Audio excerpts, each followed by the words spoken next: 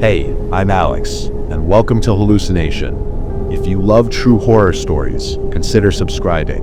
It really helps the channel grow. The stories you'll hear are shared by our audience from Reddit, and to keep their original essence, I read them exactly as they were written. Before we begin, let me know in the comments, where in the world are you listening from? Also, check the timestamps in the comments for story titles and easy navigation. Now, let's dive into the darkness.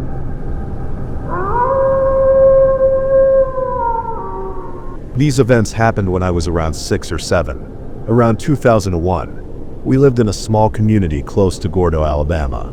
From kindergarten through first grade, my mom would have crazy hours, so twice a week after school, my great-grandmother would pick me, my sister, and 4 other cousins up from school.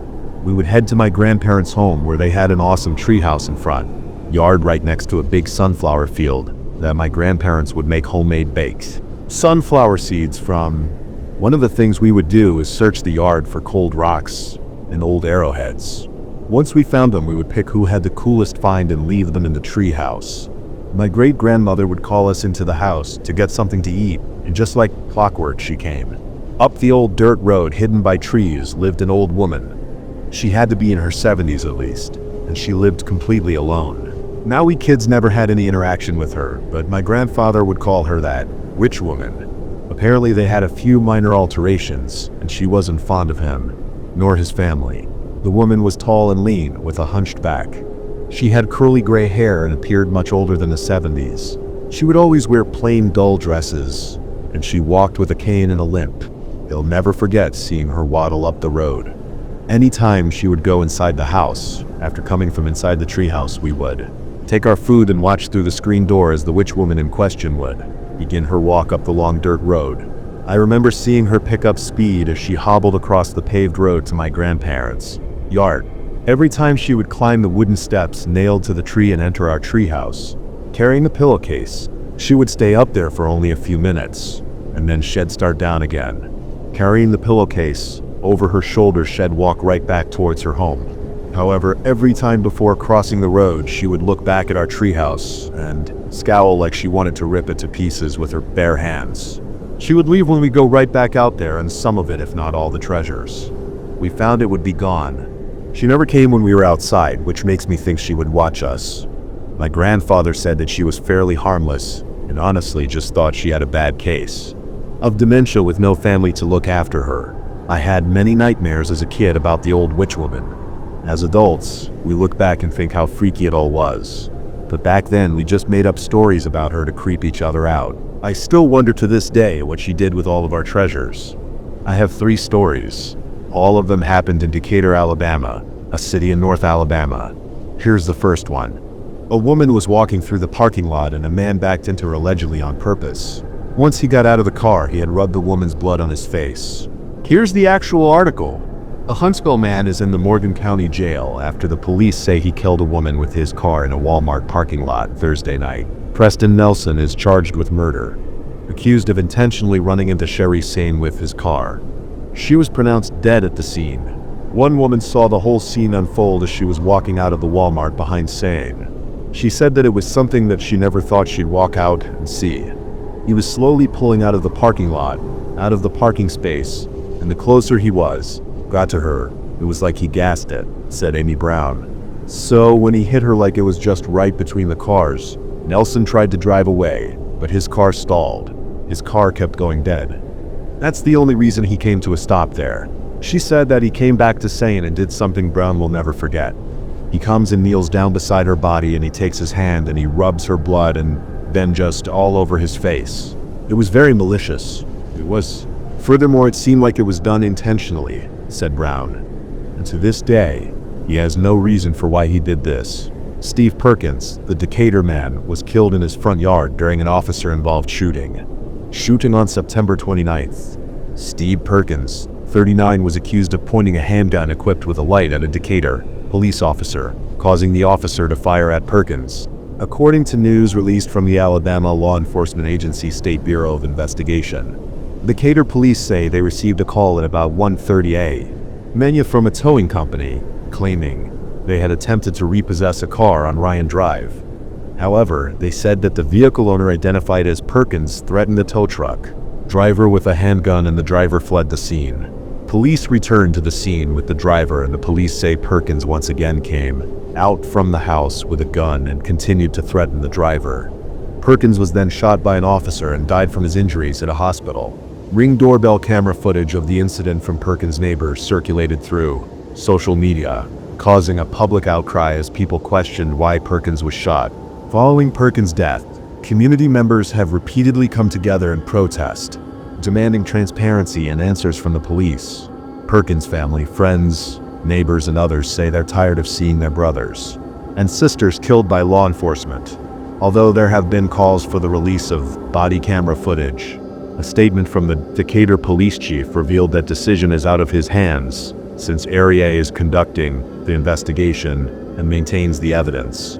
Also, the gun he had was simply a flashlight. Okay, so this one's a little more upsetting than the others to me because it does involve a baby. There's this gas station I drive by every morning where I'll get gas there before or after work. It's a small gas station fairly close to my job. By close, I mean for people to walk there for lunch. It's a football field away. Anyway, as always at 5:27 a.m., I pass the gas station and go to work. October 18th seemed the same until around lunchtime, and we all got notifications on our phones and our group on Facebook about a newborn baby being found in the dumpster at the station. This obviously caused everyone not to want to go there for lunch. The baby was a girl. It's been a month, and no cause of death has been determined yet. The mother who committed this crime lives just in my area. As you can imagine, the remaining family who lived in the house after the arrest quickly left. This happened in Decatur, Alabama. I'm going to be reading the article. The Decatur Police Department has arrested the woman who allegedly placed her deceased newborn baby inside the dumpster at Wally World Mini Mart. On Monday, Decatur police were contacted to check the well-being of 36-year-old Cindy Nicole Crow, who is believed to have recently given birth. A concerned family member called and stated that she believes she was 8 months pregnant and that she has lost a lot of weight overnight. Her sister believed that she had given birth and was concerned about where the baby was. That family member stated that on Monday, when Cindy was leaving her home, she noticed a large white trash bag on the black floorboard of her car that she was driving. The family member tried to look at the bag, but Crow refused to let her. Crow then headed to their aunt's house. While Crow was gone, her sister looked into the trash and found bloody feminine products. And when she arrived at her aunt's house, she noticed that the trash bag was no longer there in the car. Officers spoke with Crow at her job, and that's when she agreed to go to the hospital to prove that she wasn't pregnant. While waiting on the results of the exam, Crow gave an officer consent to search her cell phone. A Decatur detective found that Crow had a Life 360 and was able to locate the route. She took it when she left her home on that Monday. The result for Crow's test came back and yielded a positive pregnancy test. Staff at the hospital said that Crow was seen at the hospital in February 2023. At that time, she was confirmed to be 6 weeks pregnant with an October 13th due date. Crow agreed to speak with the detective and was then taken to the Decatur Police Department. During the interview, Crow confirmed the hospital's February 2023 hospital visit and that she was indeed pregnant at that time. Crow had stated that she had a miscarriage shortly after that. She then admitted that she did have a white trash bag, but claimed that it contained trash from the car she was driving. When the detective asked where the trash bag was, Crow provided multiple locations, were later determined to be false. On Tuesday, officers searched the route that was discovered from Crow's Life 360, and one of those locations was at the Wally World Mini Mart in Point Mallard Drive Southwest in Decatur. Upon their arrival, officers searched the dumpster and they found a trash bag containing a newborn baby girl stuffed in the bottom of the dumpster. The body was then transported to the Alabama Department of Forensic Science for an autopsy. On Wednesday, due to evidence acquired over the 3 days, a felony warrant was obtained for Crow for the offense of abuse of a corpse. Crow was located at her home in Decatur and taken into custody. Crow was then booked into the Morgan County Jail, where she's being held on $200,000 bond. As I write this story, the investigation is still ongoing. Moral of the stories: Decatur may look like a pretty city, but it's very dangerous and a scary place to live. If you're ever traveling here, never stay. I've worked night shift security for around 7 years now. I've seen some shit at my current job that most people would think never happens. Usually when people think of security, they think of Paul Blast, or just some guy sitting watching cameras. I have done security similar to that in the past. Worked plant jobs where you just sit in a little shack and check in truck drivers and employees. The company I've worked for the last 3 years, however, is the complete opposite. We do residential security in a big college town in Alabama. I've had a lot of good times, tons of fun stories, like drunk kids having the dumbest answers to police questions, coming across the weirdest situations, goofing off with pet workers and so on. But I also had my fair share of bad times with this company too. The things people don't think about when they think of security. The kids we try to protect think we kill the fun, when in reality I've dealt with drugged girls, passed out kids, murder, suicides. You get the picture. One of the worst times was having to aid the police in blocking the view of a body being carried to the coroner's van, all while the victim's mother and other family were wailing. Then there was another time, having to keep calm and tell my people what to do when this happened. One kid threatened suicide, but there's one incident that happened that really shook me, and it even stayed with me for a bit. To set the scene, we had just gotten a contract with this one place that had gotten kind of rough. The place had seen its share of murders and shootings. We were there to try and deter future activity. About a month in, during football season, there were several huge parties going on at a couple of different buildings inside the complex. Way too many for us. So we called the police department and asked if they could help clear out the parties. The police officers that responded definitely could understand why we needed assistance. So while the officers and one of our guys went inside the complex to start shutting down the party, 2 other security officers along with myself were at the gates. We were verifying if someone lived there before letting them through, to ensure that the parties didn't get any larger than they already had. I was standing in front of the gate while my supervisor, who we'll call Joker, checked the cars and people and would either send them away or tell me to let them through. Things were going all right. There was a steady stream of cars leaving the complex, and even after almost getting there, hit by this one car, we were just laughing and joking around. Then this red car pulls through, trying to be vague, so I don't get in trouble or anything, and it just rolls by Joker and onto me. I yell out, "Hey sir, do you live here?" No response, just keeps going forward. I yell that 2 or 3 times before the car finally stops within a foot or so away from me. Joker goes up to the driver window and tells the guy after that stunt, since he didn't live there, he needed to turn around and leave. The guy then says that he's there to pick up someone. We tell him he can, but he's not going through the gate. He can turn around and wait at the office for them. Dude gets super confrontational and starts itching the car forward. At this point, I'm not scared, more angry than anything, and way too stubborn to move. Joker comes to stand next to me and orders the guy to turn around. That's when the red car guy notices that we're carrying. Joker and I were armed, so our pistols were in our holsters, but we never touched them. So I don't know what really set this guy off, and he then starts yelling, saying, "If you're going to grab that gun, you better fucking do it then, bitch." Where I'm from, we don't play around with shit like that. All the while, he's hanging halfway out the window.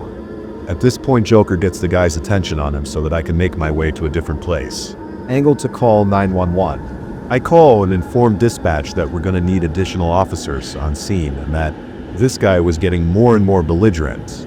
Dispatch is confused, says there's already 2 units there, to which I responded that they were there, but they were on foot and inside the complex, so they wouldn't get back to the front in time. By this point, the guy is out of his car, getting into a screaming contest with Joker. I'm starting to feel panic edge its way into me, but I push it down. That shit wasn't gonna help. That's when the dude pulls a gun out of his waistband and then points at Joker and then at me, going back and forth.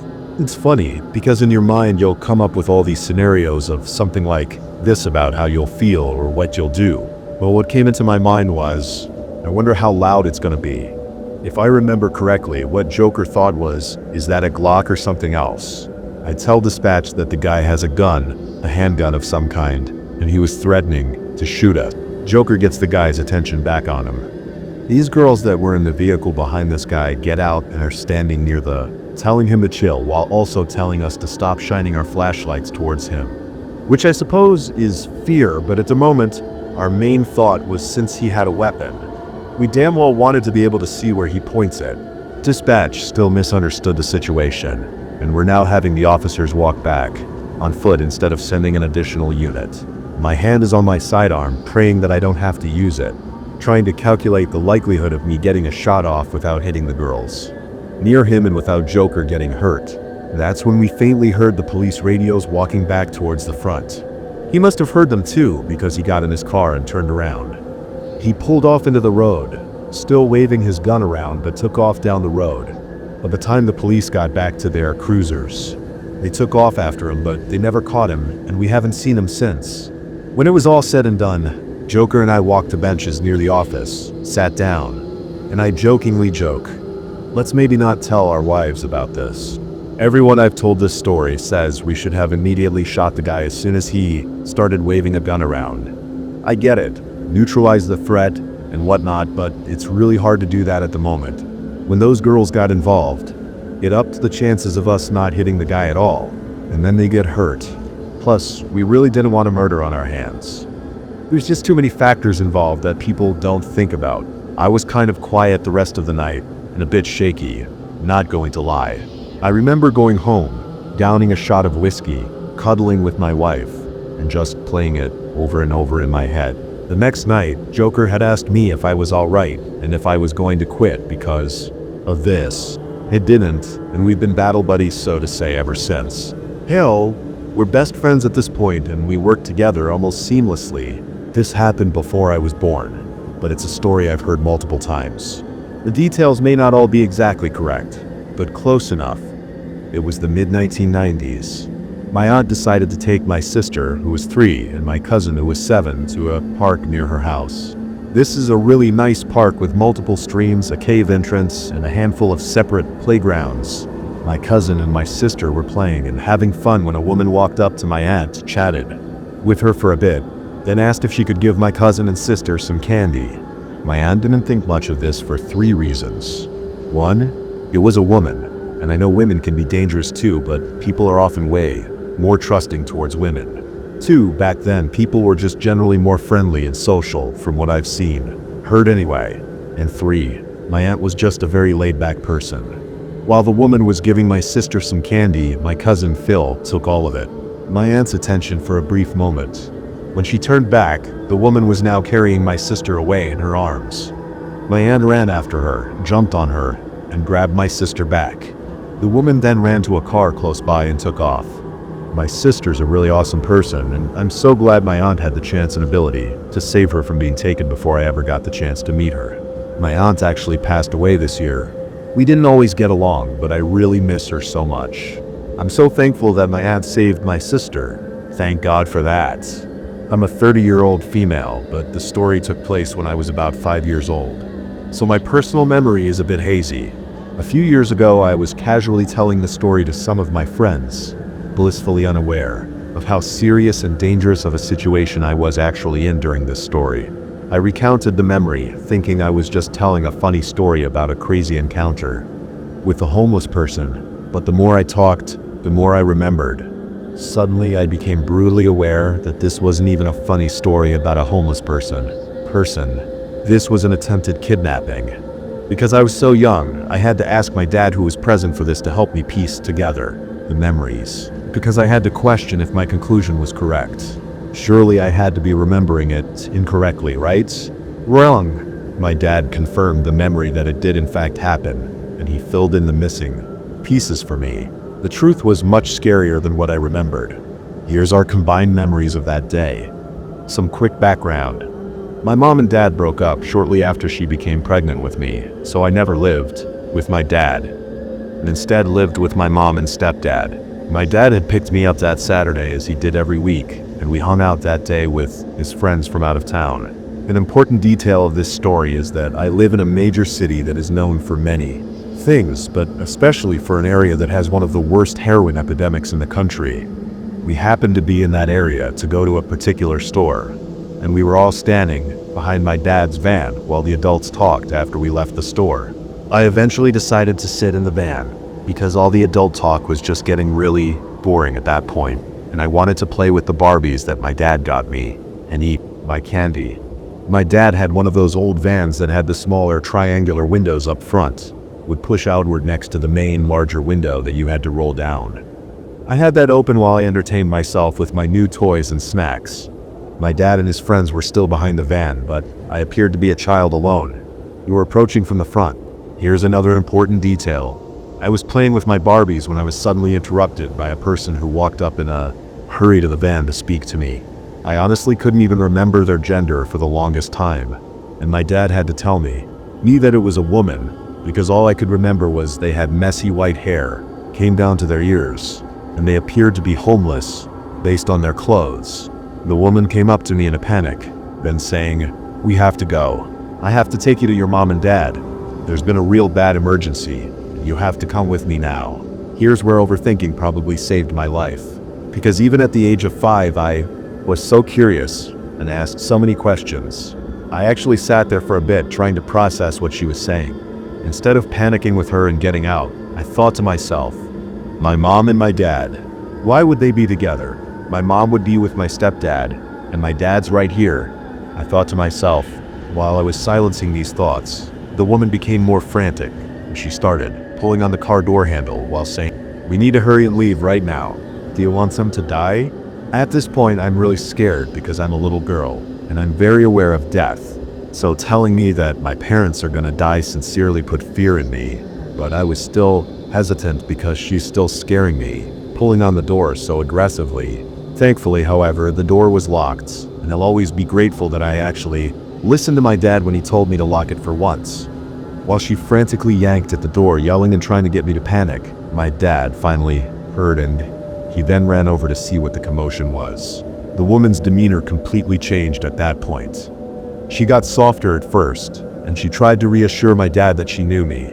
Her actions seemed like she didn't think he was my dad, and initially thought he was just a concerned citizen, because she just kept insisting that she knew my mom. It was no longer my mom and my dad that she was supposedly trying to take me to. Being as though my dad didn't live with me, he wasn't sure if she sincerely knew me, and my mother, so he looked at me to get an answer. I looked at him back, and I just shrugged my shoulders to let him know that I had no idea who this lady was. He turns back to her and he begins to calmly tell her that I was his daughter and that he would call my mom just to make sure everything was okay. This had set something off in this woman. She got angry, and she then began yelling and screaming to cause a scene. Yelling out loud, "Give me back my daughter. You took my daughter. Give her back or I'm calling the police." Suddenly a lot of people were looking, and this escalation caught their attention. Dad's friends as well, who then came around to defend my dad and confirmed it to the crowd. That was starting to form that I was in fact my dad's daughter.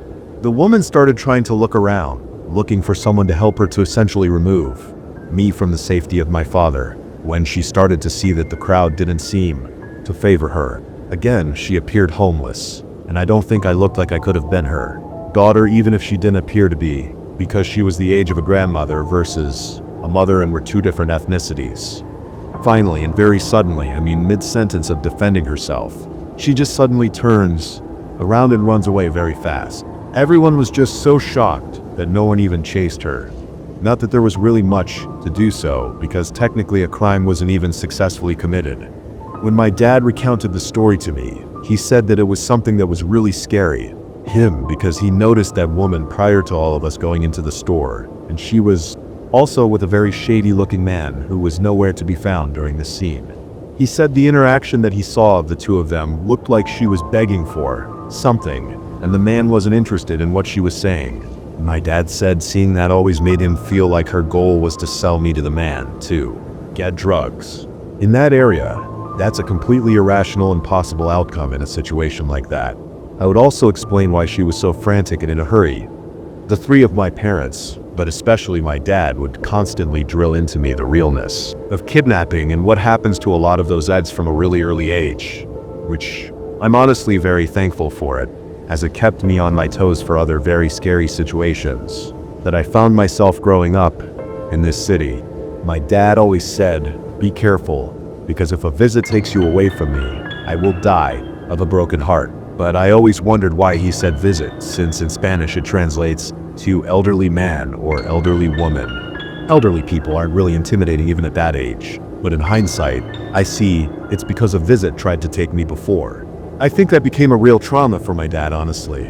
I think about that day often, and what would have happened if my dad wasn't within your shot? Would the woman have reached through the open smaller window and tried to unlock the door? If she was successful, would I even be alive today? And what kind of horrendous things would 5-year-old me have been subjected to? These are things that I'm very happy I don't have the answer to. This is a story of when I almost got kidnapped when I was 7. Back in my elementary school years, my mom used to play tennis, and I was very attached. My mom always had to go with her. She always played later in the day and into the nighttime as well. One spot she played at had a playground that I would play on. One night at the spot with the playground, me and this little girl of one another, tennis moms were playing when this man in his mid-50s came up to me and asked if I would help him find his dog. Luckily, my parents burned into my brain to always ask permission before ever doing anything. So I told him I was going to ask my mom if I could, leaving the other little girl over there alone. I went to go ask my mom if I could help her. Man finds his dog. She turned around and saw the man at the playground, and she told me to stay with her. When I looked at the playground, the man was walking away into the darkness, never paying. The other girl got some attention. I never really thought anything more of it until about 20 years later. Now that I'm 27 years old and told my boyfriend this story, how the man had only asked me and not the other girl, to how he said the man had probably been watching me and targeting me. Hearing that gave me the chills. I would like to thank my parents for drilling paranoia and needing permission to do things in my head, because if they didn't, I probably would have gone with that man, never to be seen ever again. This happened when I was much younger, and it wasn't common for things like this to happen in our neighborhood. Anyway, it was the start of summer and all of my friends were at the local park. We had just come back from school when I had noticed this odd man watching our moves, though I didn't think much of it and proceeded to go into the forest that was just next to the road joining the different streets. The suspicious man that I had seen about 15 minutes ago had walked into the area. We were climbing these small trees. I started to feel uncomfortable because my mother would always get on my nerves. Always saying to never go with strangers and to stay away from people I don't know. So I thought it would be best if I walked off further away towards a more populated place. Area that would made a den 2 weeks before. I found this really boring and I didn't have any friends there. Without a pal, it just really isn't the same. So I decided to play on the climbing frame, placed just in front of me. However, as I ran, I caught my friends pointing and laughing. I thought this was extremely odd, as what's there to laugh about? I knew something was up when I started to get really creeped out and felt that horrible feeling when you're not the only presence. I swiftly looked behind me to see this Asian man who looked to be around 17 trying to reach for my left shoulder, and then eventually he grabbed onto my wrist. It was so tight then it actually left a bruise for an entire week. I was thankfully very quick to act, and using all the force I could, I managed to kick him as hard as I could in his knee, to which he released his grip on me, then giving me an opportunity to then bolt and scream. It just came out. I actually couldn't stop myself from shouting at this point. This then caused people to look and run over to see what the problem was. My mom's friend was taking a jog at this time, so she immediately got my mother, who called the police whilst comforting me. The police came and they checked everything out, but unfortunately they never did find it. The man. I'm so thankful that I got out of his grip, and thank God for the friend that helped me. I don't even want to think about what could have happened to me if my mom's friend wasn't there to help me. To give a description of where I live, to better understand this story, I'd have to tell you that I live in a fairly small town on the eastern shore. There are multiple parks in the area, but the most common one people go to is the elementary school that is 3 blocks away from my house. On this day, it was very gloomy and cloudy outside. I would say early to mid-fall. I was around 11 or 12 when this happened, and I'm currently 22. My mom's friend lived with us, and her daughters would come over every other weekend. Her daughter closest to my age was the one I was very close with, and we did everything together. My mom wasn't very strict at all, and would usually allow us to ride bikes around town, walk to one of the parks or the corner store that is down my street, since everything was very close together. My mom was very friendly, and she often made friendships with the local police officers in town, which I'm assuming gave her a sense of safety and familiarity, since the cops would often stop to talk to my sisters and I. My mom's friend's daughter, I'm gonna call her Chelsea, was sitting on the porch with me in my house, where we're just talking like kids usually do, and I noticed my mom left. a pack of cigarettes on one of the chairs that we had outside, and us being kids, we watched our parents smoke, and we wanted to try it. I know, dumb, like come on, but hey, we live and we learn. We decided to steal one, and we asked if we could go to the park and play to smoke it, so that nobody would know what we did.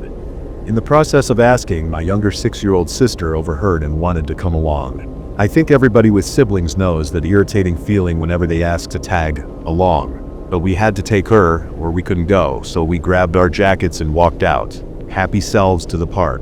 It's not even a 10-minute walk from my house to the park. Before we left, I had this weird feeling that something was wrong, but I assumed it was. Just a feeling of guilt, because I had stolen something that I wasn't supposed to have. Also, the school is located on a corner. It has a road located on 3 sides.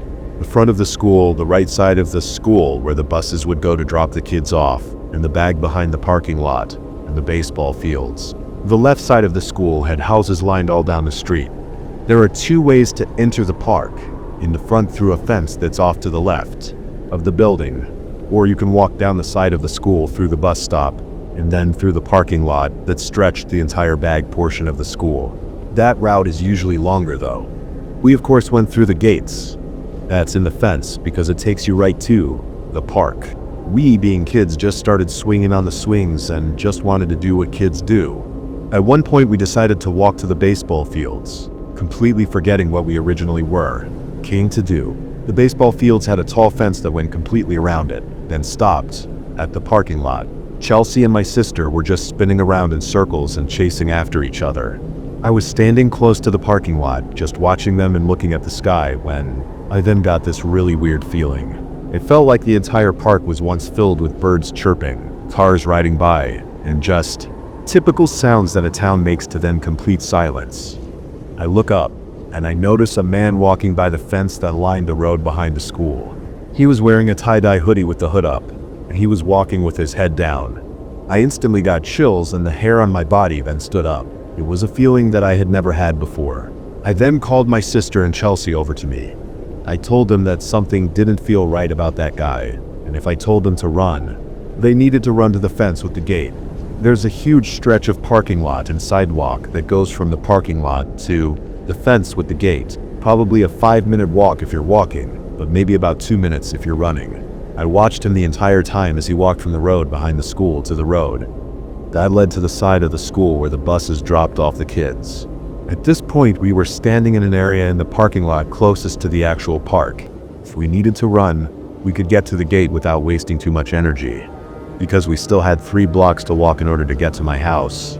The second he turned into the parking lot, my stomach then twisted, and I immediately told them to run as fast as they could. They're then screaming and crying as we're running. I never turned back to see if he was behind us, but when he noticed us running, he started running right towards us in the parking lot. We busted through the gate and then ran to the corner of the street so we could cross over and make our way back home. As soon as we got to the corner, I thought we would be fine, but when I looked down street to see if he was following us, he was now speed walking through the area where the buses dropped off the kids. He wasn't even a few feet from us. I felt an intense amount of fear and panic wash over my whole body. My hands were shaking, and my legs felt like they were going to give out in any second. My sister and Chelsea were completely out of breath and also panicking as well. They kept saying they couldn't run anymore, but I kept telling them they had to. They had no choice but to do that. We crossed the street on a speed walk. I have my arms around them with a grip on their shoulders. I can't think, and I can't talk. Furthermore, I felt nothing but worry that I was never going to see my family again. We reached the second block and he was still right behind us. By the grace of God, a truck passed by and one of my mom's friends pulled down the window, asking us why we weren't home and what the hell we were doing with no parents. Chelsea, with tears going down her face, told him we were being followed and that he was right behind us. We all then turned our heads to then show him who we were talking about, but the guy that was following us had simply just vanished in the air. He was so close behind us that we could hear his feet hitting the concrete as he was walking. Just to turn around, not even 2 minutes later, and he was gone. My mom's friend walked us the rest of the way home. I swear God was watching us that day and sent my mom's friend to save us. That was the single most terrifying moment of my life. And even to this day, it's hard for me to walk anywhere by myself. The craziest part of it is that a friend of mine actually told me a few years later. She knew a guy that lived in my area at the time, and he eventually moved into the city, 2 hours away from my town, and that he held a gun to her head when she turned him down. Guess what he was wearing? The same tie-dye hoodie that I remember seeing. That's what she said anyway. I mean, it could really all be a coincidence, but who really knows these days? This happened over 10 years ago, so excuse me if the details are a little fuzzy. When I was in high school, my friend Claire came to sleep over. We had made some plans to sneak out and hang out with some guys, and then one of them would drive us home. We got to our friend's apartment, had some fun, and right around midnight we decided it was time for us to head back. But when we asked to be taken back, everyone said no, despite previously agreeing to bring us back. Everyone just said they were too drunk or too high, so we eventually decided to just start walking back, and that we would make some phone calls to see if anyone could pick us up and bring us the rest of the way back.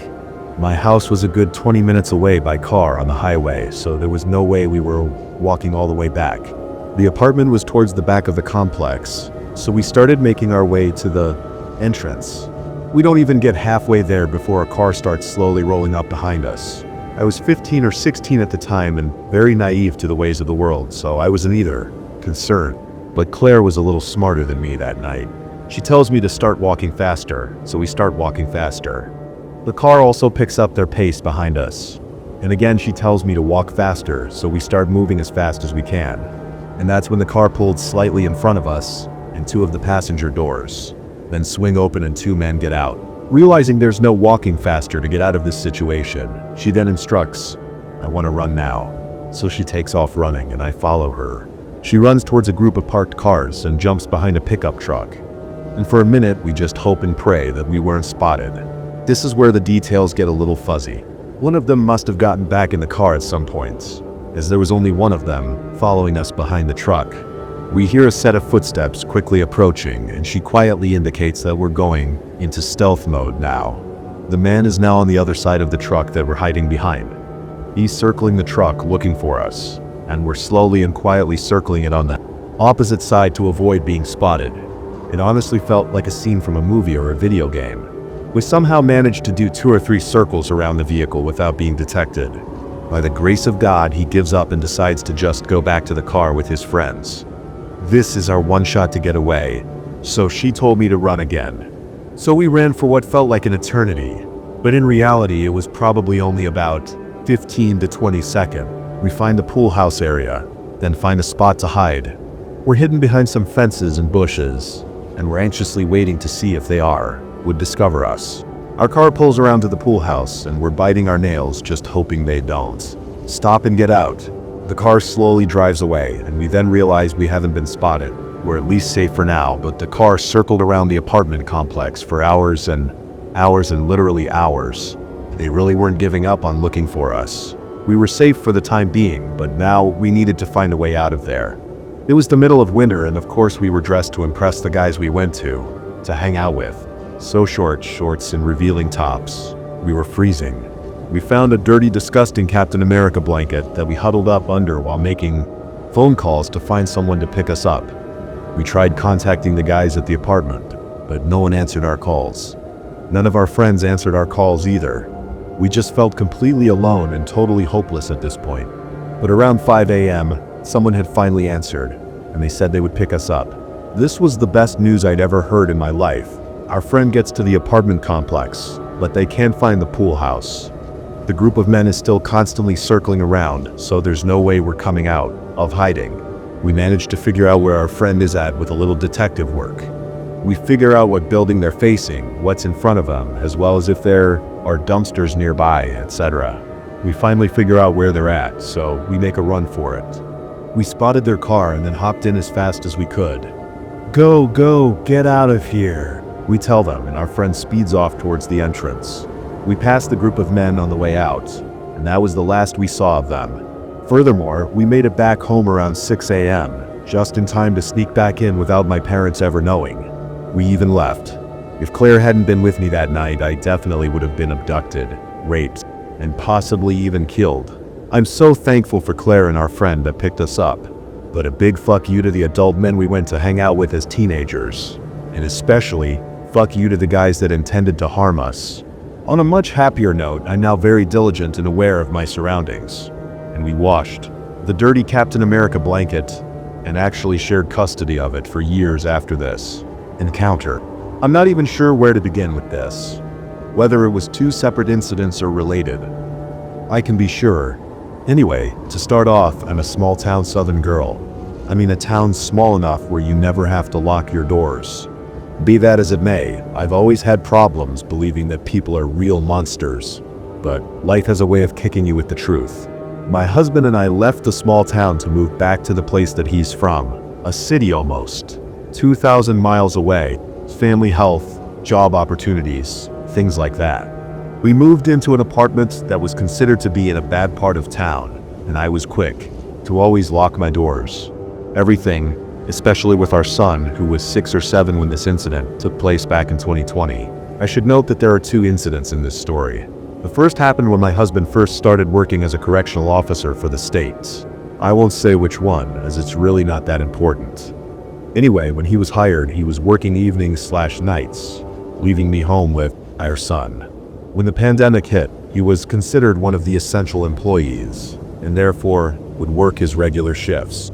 One night I thought I was going to be like any other. Make dinner, bathe our son, get him to bed, then just spend time watching TV until I either fell asleep or my husband came home. Tonight I should have just known something was wrong. I had this innate sense of dread and I couldn't figure out why. Sure, I heard the emergency sirens and fighting of our neighbors, but we lived in that apartment for a little over a year, and it was common to hear all that. I should also point out that the buildings in the complex were locked, so you need a key to get into the building, but some asshole would always rig our building door to stay open, even with the lack of security.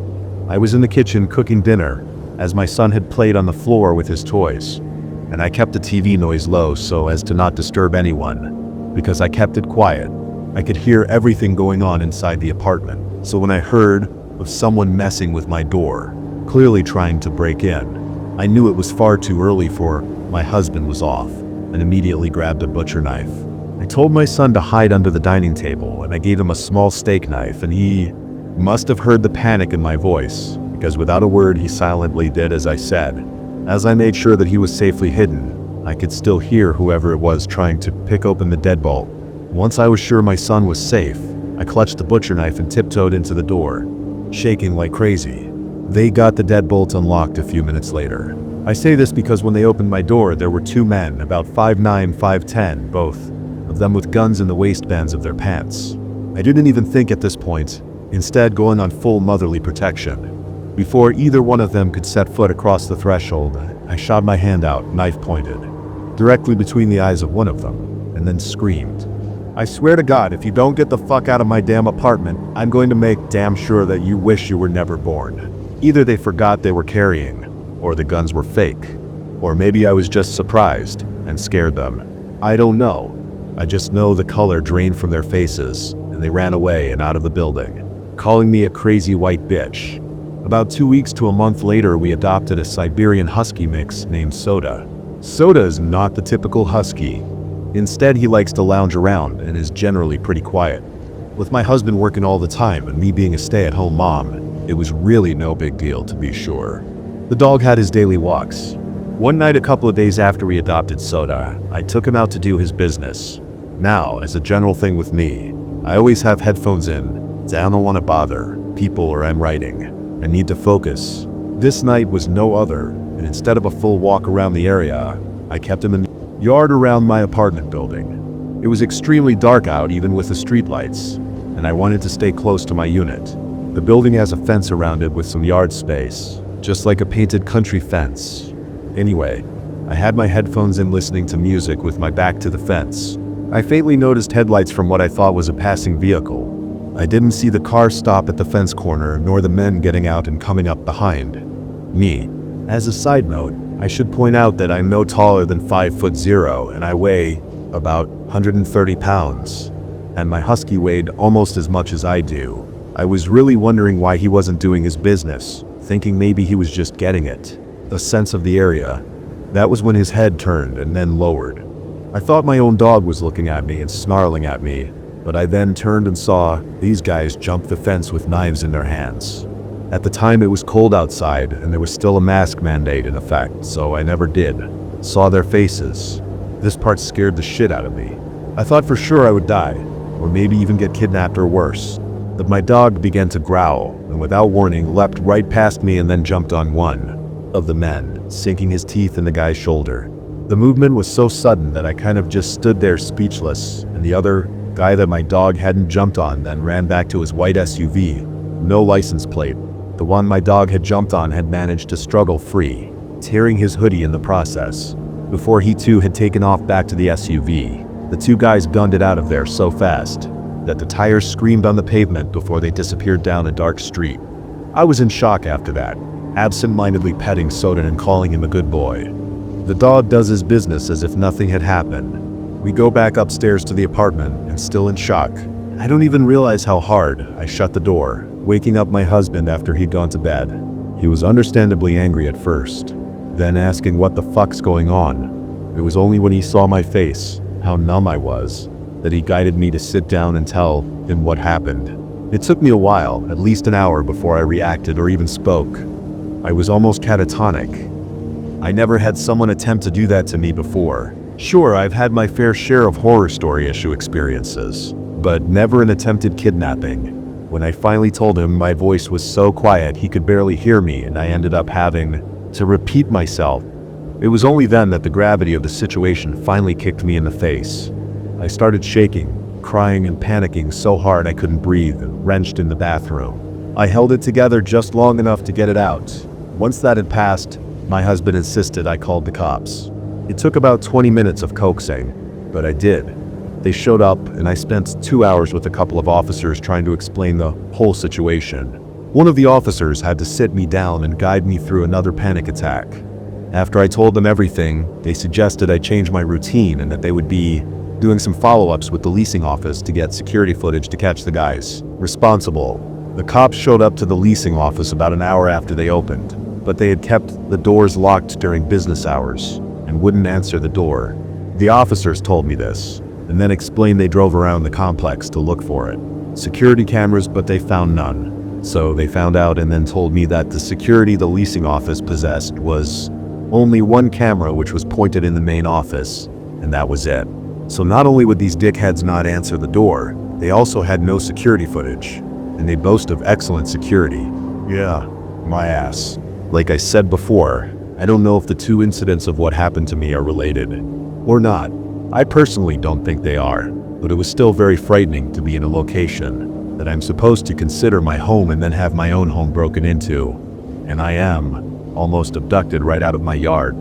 We ended up moving out a month later into a small town neighborhood several miles away, where it's a hell of a lot safer. But that's my story. If anyone's ever feeling unsafe for reasons they can't explain or just a general sense of anxiety that something bad's going to happen, don't ignore it, and please stay alert.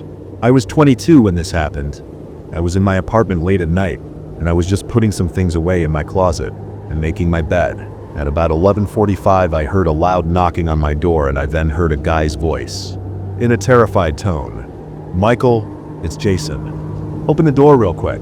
Please hurry." It was my friend Jason. He's also a resident in the apartment complex that I live in. I opened my door and he came running into my apartment like a roadrunner. He then told me to lock the door quickly as he was being chased by a guy from high school that we both graduated with. Then I heard a guy's voice scream really loudly, "Jason, where the fuck are you? Get the fuck back here, you fucking prick." I recognized the guy to be Zachary, a guy from high school who was really rude to everyone, all the time. I freaked out, so I locked my door and I asked Jason what the hell was going on. He told me that Zachary was chasing him, saying he was going to literally kill him for making his girlfriend left him. He even showed me a text that Zachary sent him. The text had said things like, "I know where you live, and I'm coming to murder your stupid ass," as well as other things.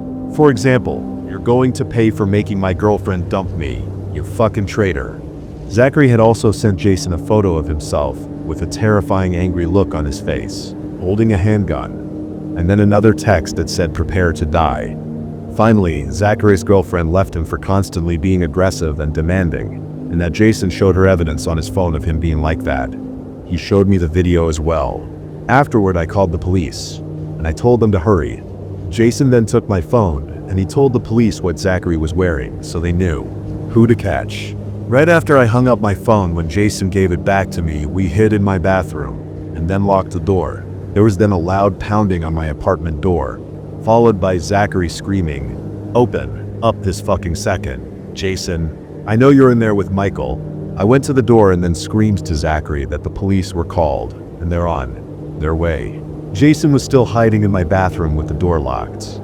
Then, I kid you not, Zachary kicked the door open. Hayfin aggressively shoved me to the floor and put a gun right to my head. Hayfin got right in my face and then screamed at the top of his lungs, "I know he's here. Tell me where the fuck he is, or you're going to die too." I was really fucking scared at this point. It felt like my heart was racing at 1,000,000 miles a second. Right at the perfect moment, 2 police officers then came in and then screamed at Zachary to drop the gun and step away from me with his hands up. He was arrested. Haythan then came out and we both showed the police the text and then explained everything that happened. Zachary was just screaming at the both of us, saying he'll be back to get his revenge. The police then took Zachary away, with Jason and I both very relieved. I invited him to stay in my apartment for the rest of that night for safety's sake. He appreciated the offer, but neither one of us could get sleep for the rest of the night because of Zachary. Jason and I eventually went to go get therapy due to all the trauma, and to this day, still gives both of us nightmares. We thankfully never saw Zachary again after that night. Zachary, you're a fucking maniac for what you tried to do to Jason and I hope you rot in hell where you belong. That night will forever scar me. I'm so glad that I don't live in apartments anymore, at least in the city I used to live in. I had a family across the hall from me, and they were okay people, except for their oldest son. He didn't say much, but when he did, he talked in a creepy kind of soft-spoken way like Michael Jackson, but more like he was on something. He had offered to help us move my wife's stuff into our apartment when her family showed up with the U-Haul, and her family being trusted, people said yes. Now I was a bit hesitant, but we did need the extra help. We somehow got to talking about a pair of pants that I no longer needed, and he's immediately like, "Yo, can I have them?" "Sure, whatever, dude." He stares at the pants like he found a lost treasure. It was weird. As we're moving stuff, he then asks if there's anything else he can have. I told him we'd let him know if something fit him that we don't want. After that, my wife knew firsthand just how weird he was. One time he randomly knocked on our door and asked if we wanted to buy some candy. No fucking way I'd ever buy candy from this guy.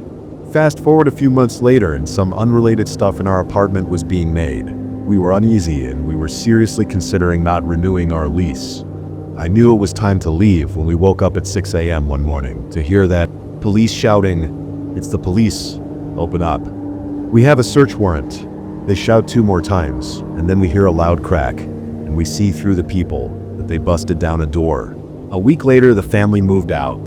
I hated that they left because other members of the family seemed pretty normal.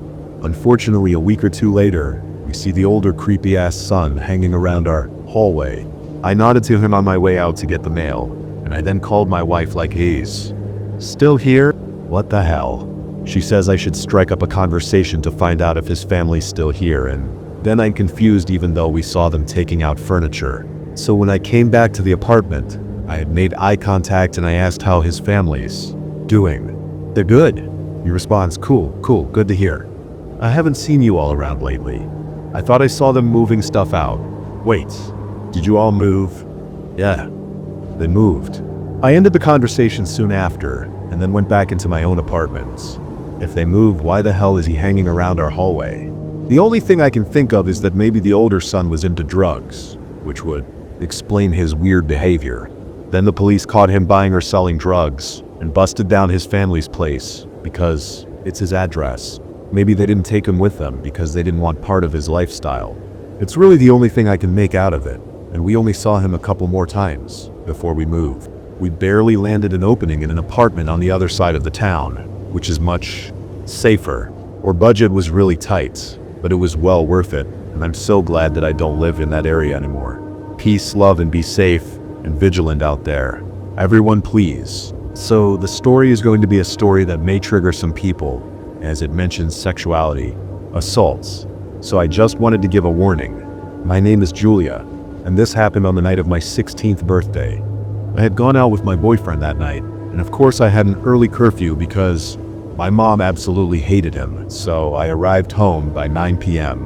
When we got inside, I had realized my mom's friend Doug was there, and that they had been drinking. I didn't really care for Doug though. He was creepy, especially when he was being an annoying drunk. So I decided to shower and get ready for bed, so I could avoid him. When I got out of the shower, I figured he'd be gone by that point, but instead my mom told me he was going to sleep on the couch since nobody could drive him home. I had a bad gut feeling when she told me that, but I just went to my room with my sister, and I slept. I was laying there watching TV with my sister Rash when Doug came into our room, and then to the foot of our bed. I had told him to get out of our room multiple times because he was really pissing me off, and because he was being weird and kept grabbing my feet and legs, but he wouldn't get out until I told my mom. I don't remember falling asleep, but I woke up to someone in my bed with me, and it wasn't my sister. Doug was in my bed with me, and he had his hand in my pants. I didn't know what to do. I was so scared then, I just froze until he then stopped. And then when he left my room to go to the bathroom, I went to the living room and I found Ash asleep on the floor. I had stayed awake all night just waiting for the morning and just hoping he wouldn't come looking for me. I thought that I'd just tell Mom in the morning, but she was unpredictable, and I honestly didn't. I thought she would even care or believe me anyway, so I just held it in and went to school, but I was obviously upset, and a teacher had sent me to the counselor. I broke down so hard in that office, and I'll never forget the way I felt when I told her what happened to me. I felt like there was no hope of ever getting me help with this, no hope of getting over it, and no justice would ever be served. I was right, because even though the police were involved, they said the most they could be charged with was sexual harassment, because I had just turned 16. Oh, and even though my mother knew of the situation, she continued to be friends with him because he was the only one supplying her with meth and other substances. That actually really hurt me more than everything else combined, because she was my mother, and she didn't even care to protect me. I'm 30 years old now, and I've done my best to cope with and heal from all the past trauma, but I still struggle sometimes, and that's okay. I've come such a long way from being that broken little girl that I once was, and I wanted to tell anyone who's been a victim of sexual assault that you're stronger than, and you're so much more than just your trauma.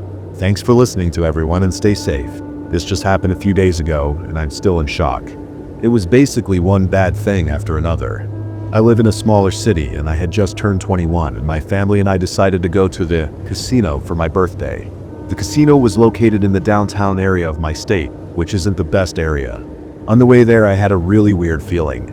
I got super nauseous and had this sense of worry. I had just ignored it, thinking I was just car sick or something. When we got there, everything was fine. My mom, dad, and boyfriend and I were about to leave when all of a sudden it was massive. Group of people ran into the casino, then yelling. Shots fired. Someone shooting a gun outside. The casino was 21 plus, so the users were pushing people out, and I still don't know. Why didn't we just go back? There were a bunch of younger kids around the age of 15, so we decided to try to get to the car left, which was about a 10-minute walk away. We ended up turning the corner, and there were now cops yelling, "Get out of here. There's an active shooter." Now let me just tell you, when the cops are yelling at you to leave and get out of here, it was a very scary feeling. Now I've had many bomb and gun threats in school, but this was even scarier because we actually heard it. As we were running, there was SWAT and a bunch of cops surrounding the streets. My mom and I were panicking because my boyfriend and dad couldn't find our car, and we were just trying to leave and get the fuck out of there. I began to cry, and so did my mom, because we didn't know where we were, and we couldn't figure out where the shooting was actually happening at. We just kept hearing shots fired and started full-on running, and then a ton of cop sirens were going off. Thankfully, my boyfriend remembered which street the parking garage was on, so we ended up sprinting there. The parking garage door was jammed, and cars were stuck in there for like 2+ hours, and the cops weren't letting anyone out. I felt that at any minute the shooter was going to come in there and start firing at the cars that were parked there. Thankfully, they rigged the system to let us out. When we finally got back home, we had looked at the news, So as it turns out, there was a huge fight right across the walking distance of the casino, and someone had pulled out a gun and started shooting random people. I now understand how people can get PTSD and phobias from these kinds of things. Everyone, remember, if you're going in a big city, know exactly where your car is parked. Add and be always aware of your surroundings. That fact alone can literally save your life. Warning for rape, physical and mental abuse, and child loss. This is going to be a long story. My name is Sam. I'm a 30-year-old woman. This happened to me when I was 15, maybe 16, and I was a freshman in high school. I met this guy who we'll call Jay on the first day of school, and I had my mother's purse. She passed away when I was 5. I had left it on the table in the cafeteria when I got to class, and he was there. When I realized I had left my purse, I had asked the teacher if I could go get it, but he refused. This is when Jay jumped out of his chair and then ran to go get my purse for me. I was really grateful that he did that for me, and then not too long after, we had started talking. We talked for a few weeks, and before you know it, we had started dating. He was my first boyfriend, so of course he was my first love. And I was really young, and stupid for ignoring the red flags. We went from having 1 class to now 3. Now remember, I was a freshman. He was a sophomore, but I was in special classes because I have dyslexia, but I wasn't dumb. My teacher would teach my classwork, and then while we worked, he would teach the others. I went from making A's and B's to doing his classwork for him, and I had started failing. It was because he pulled me into his world to the point that it was just all about him. We were dating for a few months when I had begun noticing all the red flags. He would kiss me more forcefully, always touching me, and whenever I told him to stop and that, I wanted to wait until marriage for sex. He didn't like that, but I still kept telling him no. Skip to my birthday when I got my first T-Mobile flip phone. He had gotten my number and we had talked on the phone and texted. One day I lost my phone and I had over a dozen calls and texts asking who I was with, as well as what I was doing and if I was cheating on him. I told him no and that I had just lost my phone. But he didn't believe me, so I was pretty much ignored him for the whole weekend. One day he was mad at me, but I didn't even care. I was a happy girl bringing my own grades back up, and I was focusing on myself. So I had to stay after school to work on my science, and when I came out, Jay was standing by the walkers, and he said he needed to talk to me. I walked over, and he then pinned me to the floor right there, ripping off my panties and having his way with me. I was wide-eyed and in shock and frozen, and I just couldn't believe this was happening to me. When he finished, he had told me that I belonged to him now and that no one could ever have me. I just stared at him crying, and I didn't know what to do. He said that he loved me so much, and that's why he didn't, and he just couldn't be without me. He just kept saying that I belonged to him. I didn't know what to think about what he was saying to me, and he said he would kill if he couldn't be with me. I now felt trapped, and I didn't know what to do or how to get away from him. Weeks after this, I had started to feel sick, and I didn't know what was happening to me.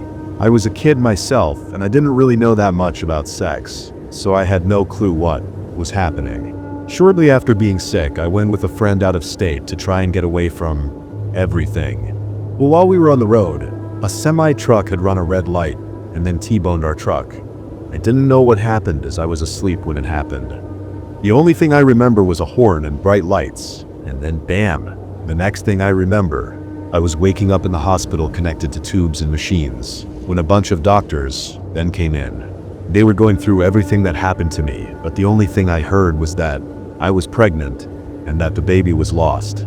The next thing that the doctor told me was that both my friend and her mother were. The car had also passed.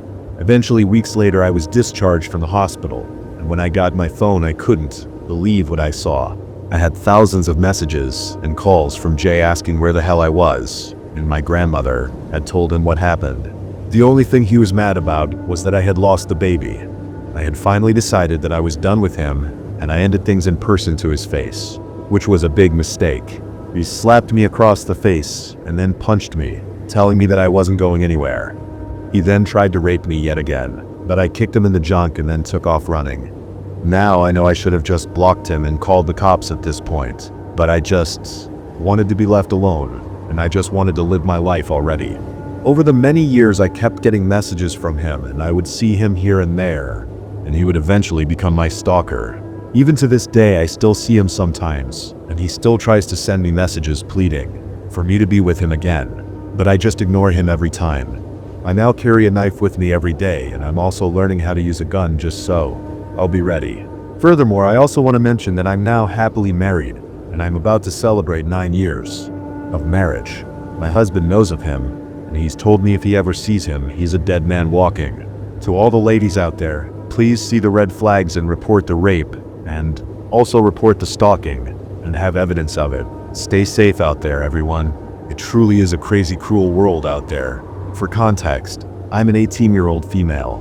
One night my friends and I decided to go for drinks to celebrate my friend's birthday, and then go clubbing afterward.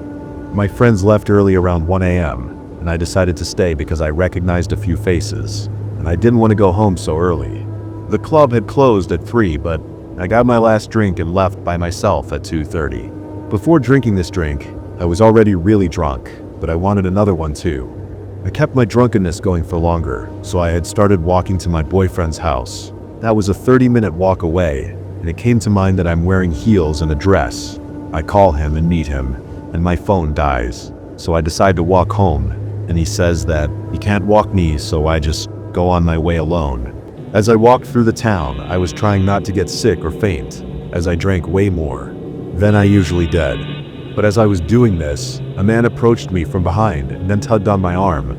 I turn around hoping to see someone I know, but it's some random man that I've never seen before.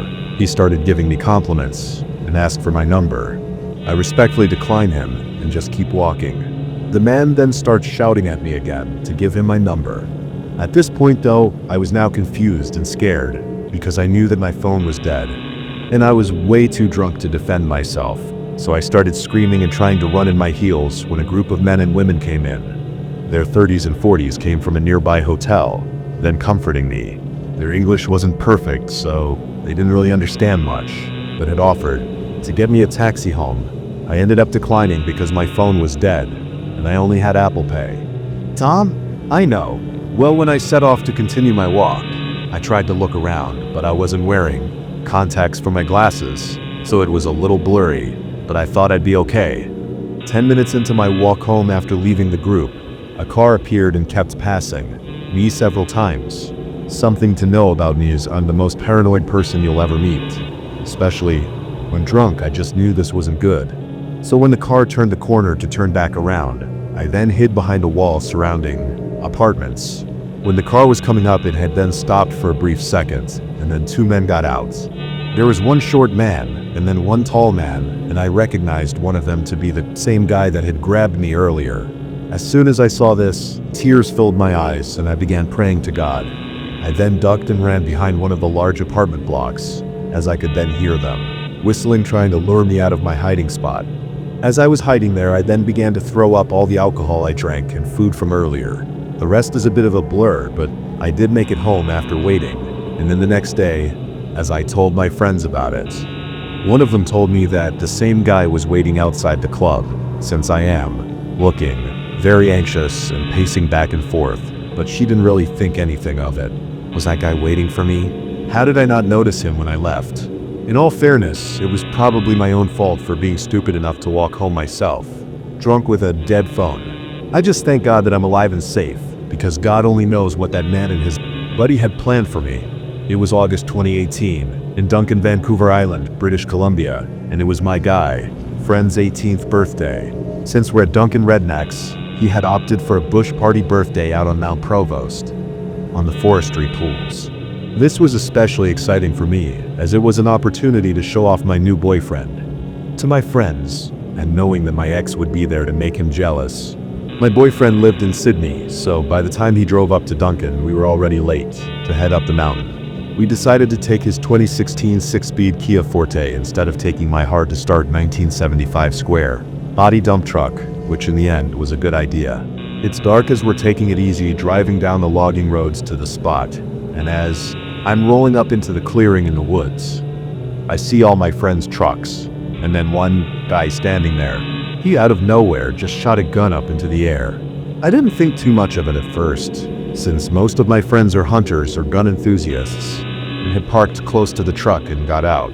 Immediately my friend Alana ran up to me and then said, There are these guys in this truck and quad, and they just shot that gun and they won't leave us alone, and we don't even know them. And then pointed to the truck. I then hugged her and said it was okay, and then turned to walk around the truck and see what was going on.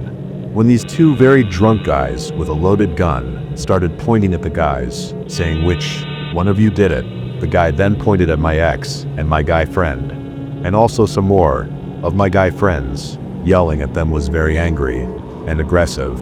I turned to Alana, then told her that we needed to get out of here.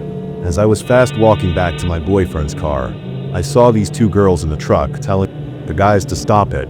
I led the way, flying down those pothole dirt roads and onto the highway, with the guys on the quad and truck following my friends and I. I drove to the nearest gas station with my friend Hunter right behind me. We then saw all of my friends flying down the highway with that random truck following, my friends and all their cars. I then decided to ask him what happened. As it turns out, my friends were drifting in the clearing when these drunk people came on. The quad and truck had asked, "Where's the party at, guys?" And with my friends noticing the heavy alcohol in their breath, and told the guys it was farther up the mountain, just saying anything to get them away from them. So off those drunk guys went, and by the time I got there, those guys and girls, the truck had come back all mad for saying there was a party up the mountain when there wasn't. Since my one friend had lied to the guy with the gun, that's when he got mad and decided to shoot the gun up in the air as a warning. I was the only one who stayed to talk to the police, since everyone was underage. Alcohol in their car, and at the time they also had illegal weed in their cars as well. While talking to the police with my boyfriend, we ended up finding out that the truck's owner actually wasn't the one who drove it, but he had actually let his buddies borrow it, his truck. No joke, the police found the guys, but the guys weren't arrested because they literally said they didn't do it, and apparently 12 eyewitnesses isn't enough. So yeah, those guys got away with it. We ended up just trying to make the best of the night by partying at my buddy's house in Salem. I've since moved off the island from Vancouver, but every time I drive past the forestry pools, I'm always reminded of that terrible night. I'm a junior in high school, and I live with 4 siblings and 2 parents, plus my disabled aunt who was recently in a car crash. This happened to me a while back, and I've been scared to tell anyone, mostly because the person I thought I could trust tried to kill me. For now, I'll call my ex Damien, and we were in a relationship for about 5 to 6 months. As you can imagine, the relationship was one of those toxic ones.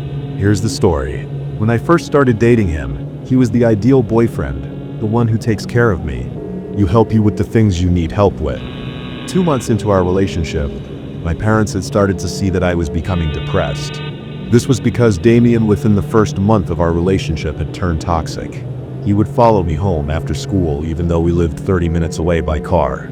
I would sometimes see his brother's car parked near my house. The reason why I know this is that Damien's brother was a senior when Damien and I were sophomores.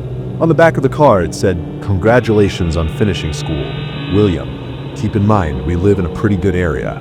For example, I've only seen 2 Teslas where I live, both of which are really easy to remember, since the white Tesla has a purple interior, and the kid who drives it is rich as fuck. But anyway, I would mostly see the car going around my neighborhood. I didn't mind it at first, just thought he was going to work. After a month in, I was home alone, and I had told Damien all about the weird Tesla. He soon told me to send him a picture for proof, and of course I'd send him a picture. On the outside. An hour or so goes by, and I hear someone rustling outside, and then I hear a shush sound. My German Shepherd was on high alert at this point, and as soon as he started barking, I then heard someone say, "Oh fuck," and then a car started up. Little incidents like this continued to happen until September 12th. It was my brother's birthday and his friends were coming over, so everything was really busy. All the little kids were playing and everyone was having fun. I of course texted Damien. I was at this point kind of scared to break up with him, and so he came over. He stayed for a couple of hours and for the cake, and I soon thought he had left. Later on, once everyone was settling in and everyone was getting ready for bed, my parents of course had a long hard day, so they wanted to watch some Netflix. My aunt. I think I soon fell asleep at around midday-ish. I eventually wake up to God knows what, but I do indeed wake up, and as soon as I wake up, I heard a little creak in the closet. I of course think something's up because I watched like a bunch of horror movies, and I'm now paranoid as fuck. Sometimes I hear something fall in the closet since I have makeup in the closet, so it could have been that. I like to keep things organized since I have a little bit of OCD. Well, I hear something fall again, and I then switch on my lamp. I then approach my closet door, and I then open it as fast as fuck, all while I have a can of pepper spray in my one hand, and I can't believe my eyes. I then see Damien looking straight at me with his phone, and he's recording and taking pictures of me sleeping. I then got scared, and I then ask him, "What the fuck are you doing in my house?" Once he realizes he's caught, he then comes right at me, grabbing me by my wrist, and then pounced on me on the bed, trying to advance himself on me. He gets on top of me, covering my mouth, and I fucking bite him. I try my best to fight him off of me and push him off of me. I run downstairs, seeing my Indian parents now half asleep, and I then shout at them, telling them then what was happening. They didn't quite believe me at first, and they thought I was just having a bad nightmare, but they did go check upstairs anyway, and they did find my window wide open, to which they then see a car pulling out of the driveway. My dad springs to the phone and then calls the police. The police come to our house, and I tell them everything that happened, and they file a police report. As you can imagine, our relationship ended after this. The police go to his house the same day, and they talk to his parents, but nothing comes of it. The parents told the police that both of their sons were with them all night, which is a complete lie, and they were just covering for them. However, they do still bring in both brothers for questioning. I really like the way the police dealt with the situation.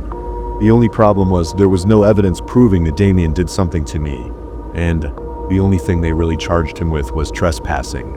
He didn't serve any time in jail, just some shit outside like community service or something. So about 2 months later, after all this happened, football season's about to end, and I'm with both of my friends, who I'll call Brooke and CJ. Of course, haven't told any of my friends about what happened, because I don't usually tell people my problems, especially since this was involved with the police. So unfortunately, Damien is friends with CJ, and he calls him and he tells him he knows where I am. I'm at the football game. Now the football stadium is huge. Underneath the stadium of where our home team sits at, there are 2 bathrooms, and then concession stands for the food, which is like a minute walk past the stadium. Anyway, as I go to the bathroom, I then see Damien walking with his friends. Damien looks at his friends and then said, "Hey, I need you guys to leave us alone for a few." I then look at him before I enter the bathroom, telling him to fuck off. I wasn't expecting him to enter the girls' bathroom because there were so many people there. Damien then enters the bathroom, and of course I'm doing my business trying to pee. He then goes into the stall and actually waits until 2 other girls leave the bathroom. Once they leave, I remember him locking the door and then actually looking under my stall. I then scream, and he then tells me to shut up, that I got lucky last time, and that this time will be different, and I'm gonna regret what I did to him. He then pulls out a knife, and then slides it into the stall with me. I pull my pants up as fast as possible and then look at him trying to get my pepper spray ready. He then swings at me as I then spray him in the eyes with my pepper spray. It ended up being a back and forth fighting match, with me trying my hardest to get away from him. At some point he grabbed the knife and he tried to swing it down on me. Luckily he had only managed to cut a part of my arm, and I then punched him in the face. In return, I then proceeded to kick him in the balls, grabbed the knife, and I then screamed for him. Security guards that were near the food stands, they then rushed over and then saw everything that happened. Well, the aftermath, that is. Once again, the police were called, and Damien was sent to the police. Long story short, my family and I pressed charges against him, and there was a long, drawn-out case, and he ended up going to jail for quite a long time. My parents don't like bringing it up anymore, so we don't really talk about it, but I will say that Damien's parents to this day have sent death threats to my family, which led to get a restraining order against them. Safe to say that Damien and his whole fucking family are psycho, and I really want nothing to do with any of them ever again. I still to this day cannot believe that all this happened to me. My name is Hayden, and this happened back in 2018 when I was 24 years old. My wife Brittany, who was my girlfriend at the time, and a couple of our mutual friends, Owen, Amber, Michael, and Hannah, who we had grown up with, had decided to go camping, trip in the mountains of Helen, Georgia. For some context, Helen, Georgia is a beautiful German tourist attraction that was built in the late 70s, early 80s, and it has 2,000 or 3,000 visitors per month, along with beautiful sceneries, hiking trails, ziplining, and tubing. We were heading out later in the day around 7 p.m., just as the sun started setting. We had planned this so that once we got to the campsite, we would be able to pinpoint other campfires around us, and found a good spot that was distanced from the other campsites so that we wouldn't bother or be bothered. When we arrived at the camp, we took note that there were maybe about 5 spots that were taken, and we decided to place ourselves closest to the woods near the furthest other camp. We unpack our belongings and start building our camp. We had brought a cooler full of beer and soda, as well as a couple of miscellaneous things. It was really dark by the time we all sat by our fire and started drinking. I remember that we were having a good time telling old stories of us being teenagers and just doing dumb things together, as well as listening to some good old country music. Around 9 p.m., Owen, Michael, and I decided to go and get more wood for the fire, while Hannah, Brittany, and Amber stayed and chatted. While we had walked off to get the firewood, Owen started rambling about an old wooden cabin that he had seen earlier when he was building our camp, and how we should go check. It looked abandoned from what he could see earlier at the time. We head back to our camp and load our fire with some more wood, and we let the girls know that there was an old abandoned cabin that Owen had spotted, and that we wanted to go scope it out. The girls wanted to go with us as well, as this was a really exciting adventure we were going on, and they wanted to tag along. Now mind you, we had been drinking a pretty good bit, so our consciousness wasn't all there at the time, and boy did we wish it was. We grabbed some flashlights and started on our way, while Hannah and Michael said we're gonna drink a few more beers, then meet up there. The cabin wasn't too far away from our camp, so luckily we could still see it. As we had started walking, Owen had noticed that there was an old but still walkable wooden staircase that led up to a slope, so we all followed Owen as he seemed to have an idea of where to go. We get to the top, and we come to find this very old and half-maintained cabin that was once a park ranger cabin. We get up on the porch, and we notice that all the windows had been smashed, and the door was open ajar. Owen goes in first, and we all follow. As we get inside, we notice that Hannah and Michael had snuck in behind us, and had hidden behind an old wardrobe, which I'm guessing was to try and scare us. I then slowly walked over to the wardrobe, and banged on it real loud. Then I yelled, "What the hell are you all doing?" They were both just looking in the opposite direction of me. They didn't even jump. I asked if they were okay, with Hannah nodding, and Michael giving me a thumbs up. It was quite weird behavior, but I was too drunk to really notice at the time. The main area of this cabin had a huge hole in the floor that the furniture had fallen into. Also, the office had torn papers all over an overturned desk, and the bathroom looked as if a damn grenade went off in it. We snooped around for a few, and then once we found nothing of interest, we decided to head back to the camp. On our way back down the wooden stairs, Owen, Brittany, Amber, and I had all seen what looked like Hannah and Michael at the camp already, which was impossible because they were just right behind us in the cabin. As we all then started to get closer to our camp, we then realized that it was in fact Hannah and Michael. They had passed out in their sleeping bags, drunk, and forgot about meeting us at the cabin. An instant feeling of fear and nervousness drew over all 4 of us, as we then realized Hannah and Michael weren't in the cabin, and they also kept turning their backs to us when we would turn around. When we looked back at the cabin and pointed our flashlights, we saw this homeless man looking, couple with greasy hair and pale skin, staring directly down at us, and without any hesitation, they both walked backwards right into the cabin, still staring right at us. We all 4 ran to the camp, woke up Michael and Hannah, threw all of our stuff into our SUV, put out our fire, and then hightailed it out of the campsite back and wound up buying it a few hotel rooms. We were really shaken up, and we then explained everything that happened to Hannah and Michael, even though they were still drunk. I don't think any of us got any real sleep that night. We were just way too freaked out from what we saw. It really shakes me to the core to this day, not knowing at the time that the 2 people in the cabin with us, who we thought were our friends, were 2 complete strangers.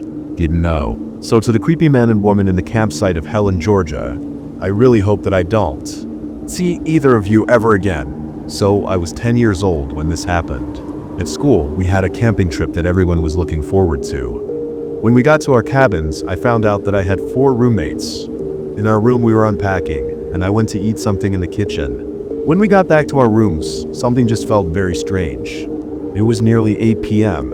One of my friends opened the door and then took a peek. She said that there was some kind of shadow that looked like a ghost. We all thought she was joking, but when we found out she was serious, we all got scared. We couldn't tell the teachers because they were all the way at the boys' cabin, so we just stayed in our room. Then all of a sudden, there were very strange noises outside. When it was 8 p.m., we had started having enough, and we thought we could just run outside and tell the teachers. I quickly took a peek out of our room, and there was no more scary shadow. Maybe whatever it was disappeared. Then the strange noise appeared again. We were so scared, and we were really afraid of the strange noise outside, so we couldn't run to the teachers. Then one of us had enough and actually ran outside to the boys' cabin so she could tell the teacher. The rest of us peeked out the window, making sure she was safe when running to the boys' cabin. Minutes later, one of our teachers came and she said that the strange noise might be our imagination, but how could we all imagine the same thing if that was the case? This made us nearly cry, and we all wanted to just go home after that. The teacher then suggested we should all go to bed, and that's what we did. We were then alone in the cabin again. I was getting really sleepy, so right when I was about to fall asleep, I heard a scream. All four of us then got up and had started staring at the girl that had screamed. She started having panic attacks, and she told us that there was a dark figure outside. We all looked, and she was right. There was a creepy tall figure right outside our window, looking straight at our cabin. When we peeked through the window yet again, it wasn't there anymore. So the next morning we told the teachers, and they said they would keep an eye out. After that camping trip, I never went back, and just freaked me out way too much. And even though I know the teachers didn't believe us, I know what we saw. So yeah, I don't think I'm gonna be going back. I was with my cousin. We were 13-year-old girls at the time when this happened. We were camping in my cousin's backyard. The tent was on their trampoline because I remember spending the night on their trampoline. It was a popular trend at the time. We wanted to be bad girls and spend the whole night awake eating candy and watching our favorite shows and telling scary stories. It was about 1 a.m. when we finished the show we wanted to watch, and we didn't want to. I went to sleep quite late because it was only 1 a.m. Then my cousin got a great idea. My cousin suggested that we walk around the block, and she could show me the places now. That it was night, and that no one was going to interrupt us. We walked around for about 10 minutes. We walked past a bus depot, and there was a really strange man there. He wasn't wearing the uniform of a bus driver. He looked more like a homeless person. At first he was taking some random steps, and kind of looked like he was dancing, but it wasn't quite that. I'm a ballet dancer, and my cousin's a figure skater. So at first we were joking around about his dance, just usual stupid preteen stuff, until he heard us. When he noticed us, I froze. My cousin looked at me, then she looked at the man, and she froze too. The man was staring at us in a furious way, but for some reason he was smiling. At the same time, it was right at that moment that I realized we might be in danger. It looked like he was holding something. Furthermore, it didn't look like a gun, but more like a kitchen knife, or something like that. I grabbed my cousin's hand and started pulling her away. We then started running back to the house. When the man saw that we were running, he started running too. Fortunately for us, he had run to a car and not towards us, and the man drove away. When we were back in the tent, we had all thought to ourselves, it was probably just some drunk, weird guy who was not planning to do anything serious to us. Right. Once morning came, we had told our cousin's parents, but they didn't believe us. They just gave us a lecture that we shouldn't go walking around late at night. The day that I left was a few days after that. I saw the same car that the man had jumped into that one night. The fact that made it scarier was that just 2 houses away from my cousin's house, she had never seen that car or the man before, even though she had lived there for her whole life. So yeah, I don't actually know if the man had any weird intentions with us, but still, he really gave us the creeps. The story takes place last week. My friend and I decided to go on a camping trip.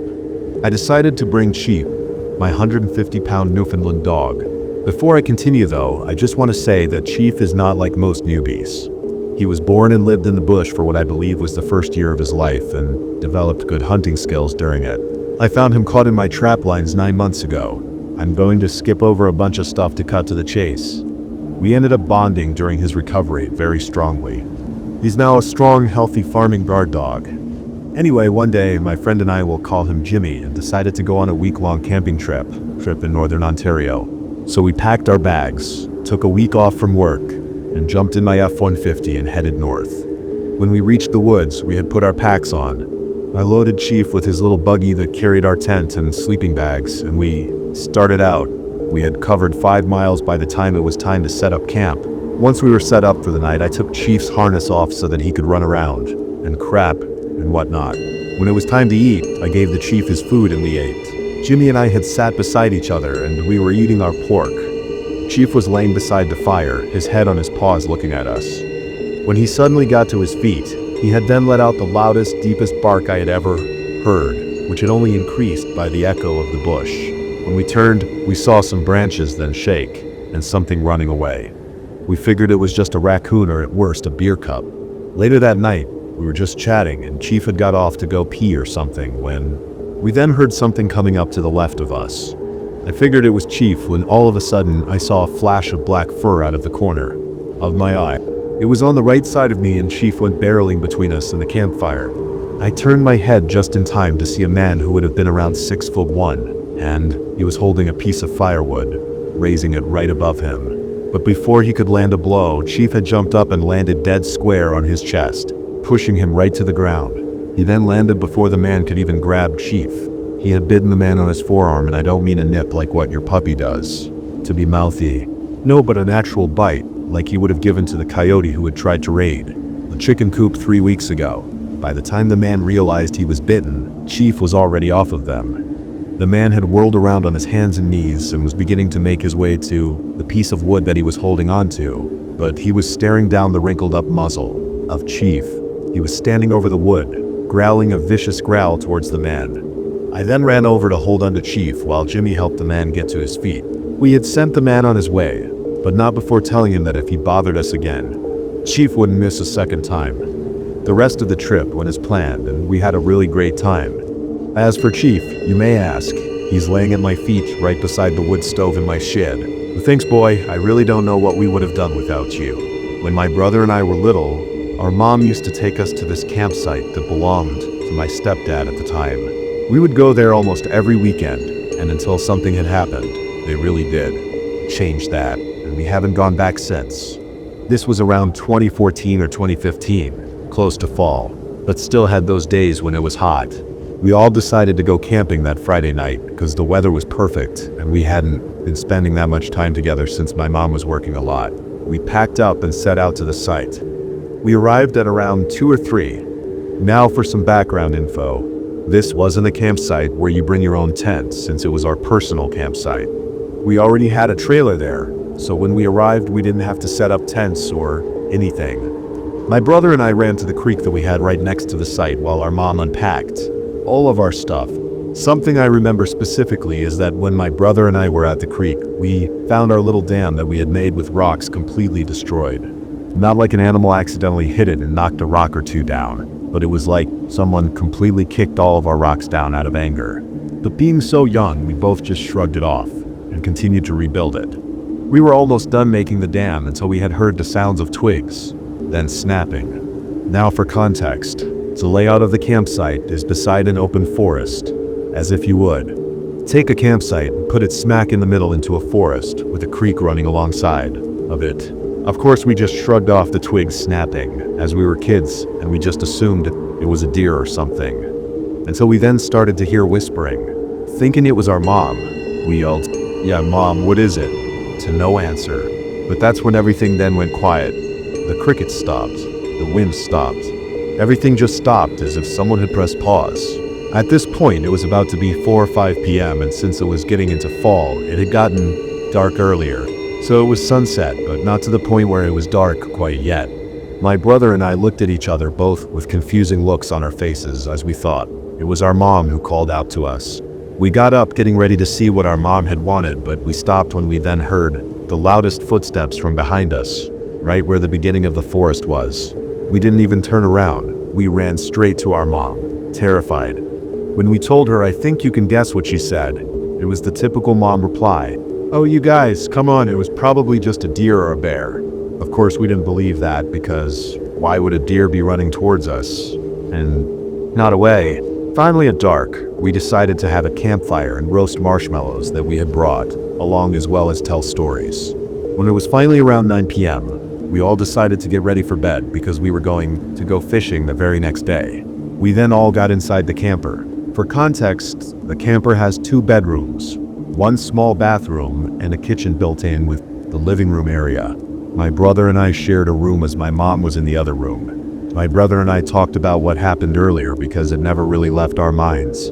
After it happened, and just as a switch had been flipped, we started to hear faint scratching noises along the camper, like someone had taken a knife or they had sharp nails and had slid it across the camper. Neither my brother and I could do anything about it. We were pretty much just sitting and were about to absolutely shit themselves when the window to our camper flew open. We both then screamed louder than we ever have before, and we ran to our mom, who had hurried up and ran outside to see what did it. To this day, it still haunts us. Along the camper were deep scratches. We didn't even have time to pack up. We just all jumped into my mom's car and sped off as fast as we could. My stepdad had to go and get our stuff because we all just refused to ever go back there ever again. We haven't since, and we never plan to ever again. So my fiance has an abusive, crazy ex. Well, call him Drew, and her Abby. They have a restraining order against each other because the last time they saw each other, Abby beat Drew so badly that her brother called the police. Me and all the horrible stories that they had witnessed. So I was aware of how crazy she really was. I have a son from a previous relationship who was 14 months old when we started dating. About 2 years into our relationship, we both started to receive texts from Abby demanding to know if my son was Drew's. Drew refused to feed into her nonsense and give any information about my son. She began stalking us a few weeks later. She would sit in her car across the street so she could see our kitchen and living room windows. Then one day he had gone to work and there was a knock at the door. I answered to see Abby standing there. The second I opened the door, she then screamed, "I want to see him. I need to know if he's Drew's baby." I tried to shut the door, but then she put her foot right in the door frame. My son came down the hallway, probably hearing the dogs barking and growling, and I told him to go to his room and close the door. The entire time she was screaming horrendous things about me and Drew. I finally got the door closed and locked. I then ran to the kitchen table and called the police. By the time they got there, she was gone. Drew came home from work, and while we were talking about what happened, we had heard another knock. Drew went to open the door until he had heard her screaming. We again called the police, and again she was gone before they arrived. About a week later, I was at a hiking trail with my son and the dogs. This trail had a small playground that we would always play at when we finished our hiking. We were playing at the playground when I noticed my doggo Argentino focused on the parking lot growling. I quickly got his attention, and I then put him and Drew's dog on leashes. I told my son 5 more minutes, and I went to sit on the picnic table to watch the parking lot. Within seconds, I saw Abby's car and I started to panic a little. I knew that I had Mace and 2 very large dogs, but knowing her past, I was really worried about traumatizing my son. I noticed there was no one else but our 2 cars there, and I quickly told my son, "It's time to go. I'll piggyback you to the car." I let the dogs off the leash, and we headed to the vehicle. I noticed that her car was empty when we got a nice sight, so I quickly put my son in, and furthermore, I told him to buckle, locking his door when I shut it. Thank God, because as I was loading the dogs in the back, I had actually heard the door handle being pulled. Both of the dogs started barking and growling, and Drew's German Shepherd jumped out before I could close the tailgate. She created enough space between me and Abby so she couldn't reach me. Abby was then screaming, "That should be my son." I was speechless. I'm not going to lie. I couldn't muster up any words, and I just stood there watching her lose her mind. Furthermore, I finally got a grip and I called off Drew's dog as I then walked around to my side of the car, loaded her up in the back passenger seat, and then got in the driver's seat and locked all the doors. I flew the hell out of there and home. We had gotten home, and Drew had just gotten off work. My son immediately ran up to Drew, telling him what happened. A few weeks later, we found out we were pregnant and we had moved to a farmhouse in the middle of nowhere. Within weeks, creepy things had started happening. One day when we were outside working on Drew and my son's dirt bikes, we heard singing coming from the barn. Drew looked panicked, and he said to get my son inside now, and as I was walking inside, I had heard Abby laughing and I knew she was going to try and do something stupid. I got my son inside, locking all the doors, and I called 911. Now our service is absolutely horrendous around there, so they couldn't hear me. I just kept repeating our address. When I got back outside, the dogs were freaking out and I saw Abby had something in her hand. It was a crowbar and both dogs were there standing right in front of Drew, barking and growling. She actually swung at our German Shepherd, who then a bit down on it, actually ripping. It's out of her hands. Drew just kept screaming to call 911, and I just kept repeating that I had. It took about 15 minutes of playing cat and mouse around the trucks for the cops to finally arrive. When they finally did, they arrested her. Her mother had actually called Drew apologizing and also claiming that it was a mental breakdown and that she wasn't taking her meds.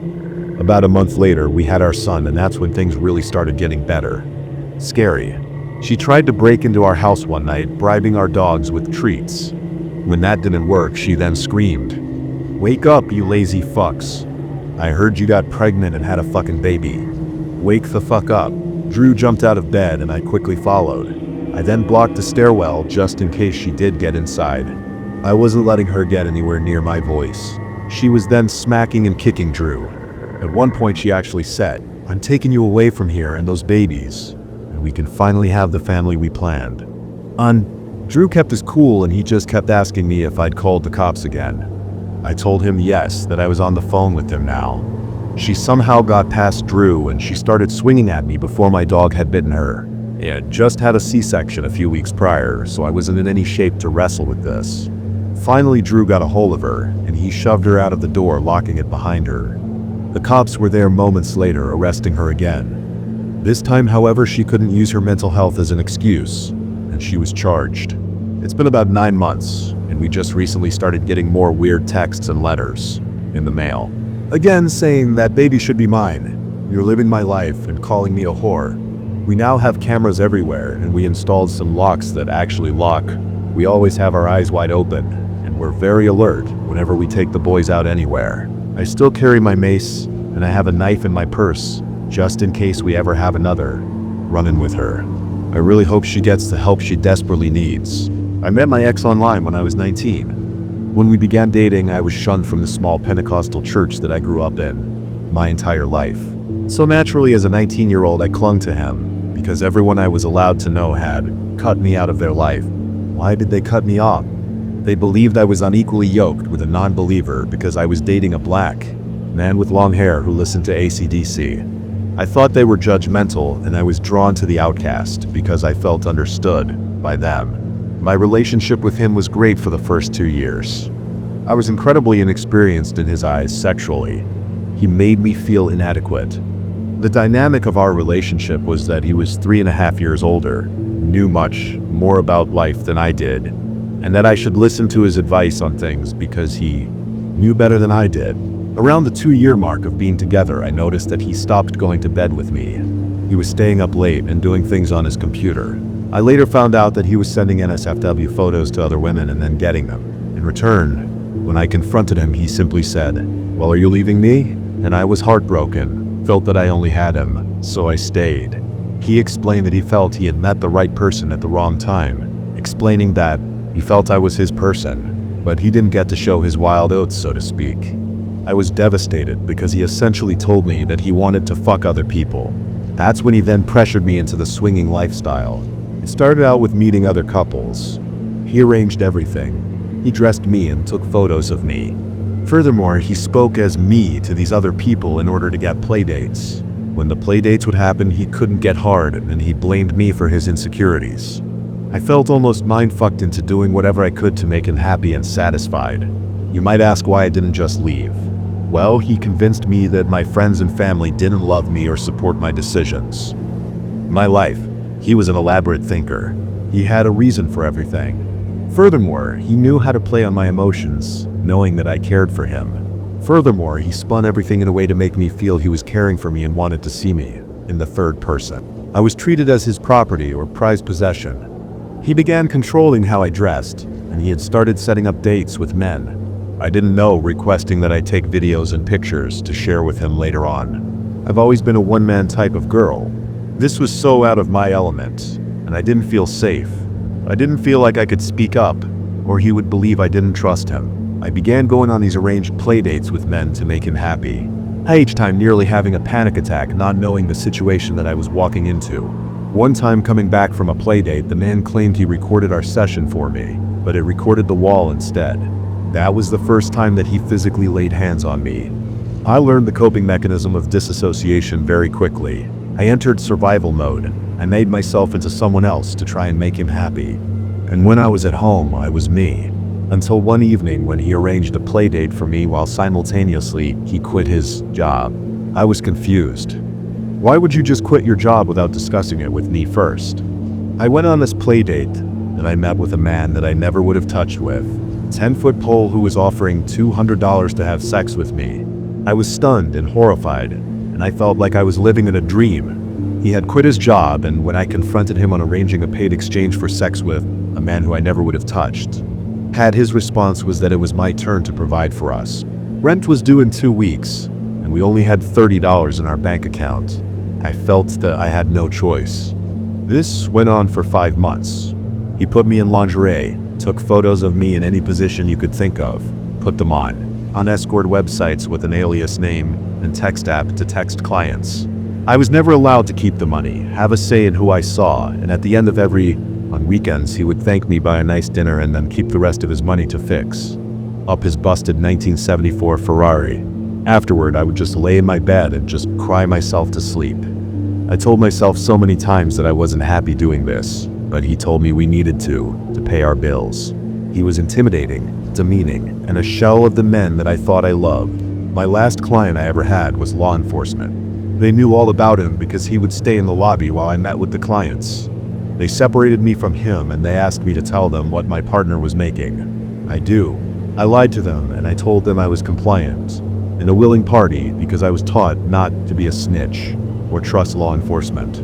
I got a misdemeanor charge for prostitution. I left him 2 weeks later while he was at his new serving job, packed all of my shit, and then I went back home. This was 2014. Since then, I've gotten married, and I had 2 children. But I've recently discovered videos of me that he uploaded on porn sites that have been there since 2014. One of them shows my face in it with over 500,000 hits. Is it too late to press charges for sex trafficking? This was in the state of Virginia. This video of my face on this porn site was a private video with my ex and I. I needed to be removed. I have a career, and I have 3 brothers, and a husband, and children who I never need to learn about this.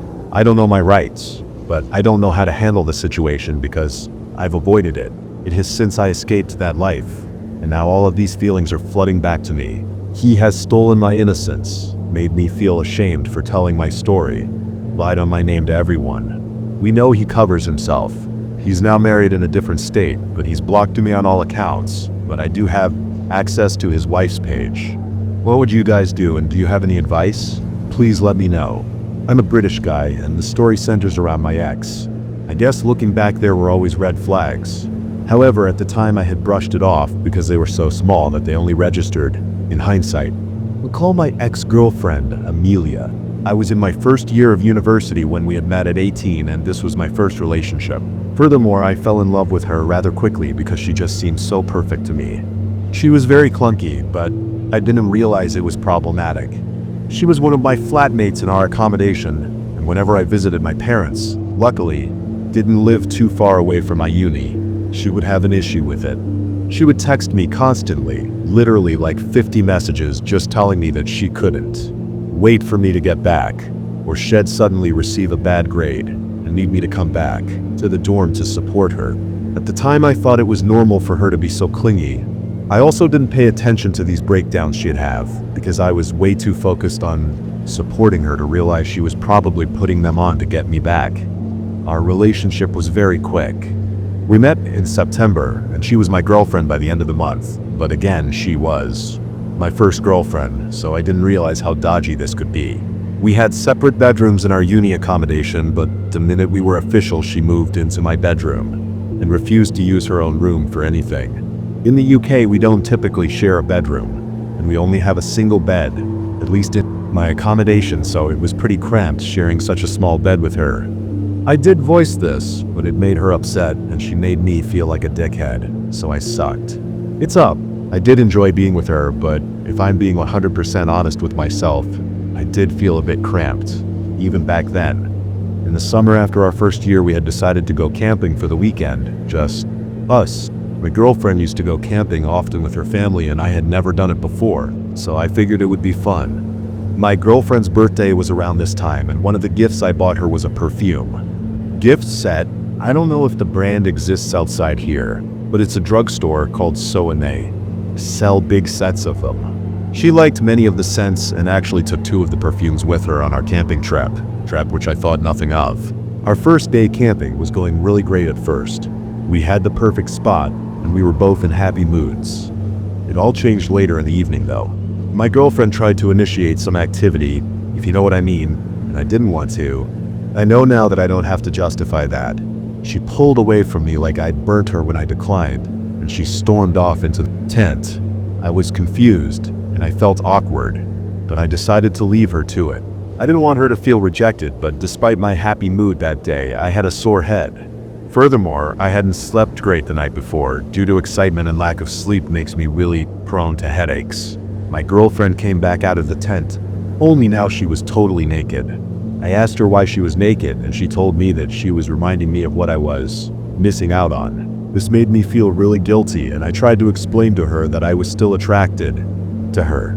I just didn't want to have sex right this second, and I told her not to take it so personal. She gave me a death stare, and she said she would stay naked until I did something specific to her. I actually laughed until I then realized she was dead serious. I took a serious tone and I told her to get dressed and to stop being like this. She started shouting at me and telling me I was a shit boyfriend and that I had no idea how hurtful it was to have my body rejected. I told her again to stop taking it personally, and the argument continued. Eventually she started crying, and I ended up hugging her because I didn't know what else to do. The entire situation was surreal. She told me through tears that she was sorry and she was just insecure. I tried to comfort her and she finally got dressed, and we laid cuddling for a long time, watching the sunset. Her behavior was undeniably disturbing and bizarre, and I was mulling it over in my mind as I laid with her. Now, if I was a girl in my situation, I would have recognized how wrongful my girlfriend's behavior was, but I kept trying to pretend it was fine in my head. I was struggling to keep my eyes open, and the air was cooling once the sun was gone. I was aware of my girlfriend telling me we should go in our tent and get some sleep. We did. As it wasn't exactly freezing, I just slept in my underpants. As I stroked off, my girlfriend had said something about us being intimate again, and I was just about to tell her to not start arguing with me when she then threw her pillow at me and told me to lighten up. Her comment bothered me because it made me remember how she reacted earlier. I wanted to push it away though, and I needed sleep. You know that feeling when you have a headache and you can finally feel the pain being pulled away as you close your eyes in the dark? I had that, and it was heaven. I don't know how long I was sleeping when I woke up struggling to breathe in the wet face. I could smell perfume and my nose felt cold and drenched in water or something. I struggled to sit up and was spluttering. Furthermore, I felt like I had liquid gas in my airways. Furthermore, I screamed, but I can't remember what I said or what noise I made. Furthermore, I was just freaking out. Furthermore, I couldn't open my eyes, but I could hear my girlfriend giggling next to me. It took me a few minutes to realize that she had fucking sprayed perfume right on my face. She must have sprayed me a bunch because, like I said, I felt like I had gas in my nostrils, or something. I was coughing like crazy and trying to open my eyes. I fumbled around for my water bottle and then poured it all over myself. Furthermore, I tried to unzip the tent and get out, but I couldn't see or breathe properly.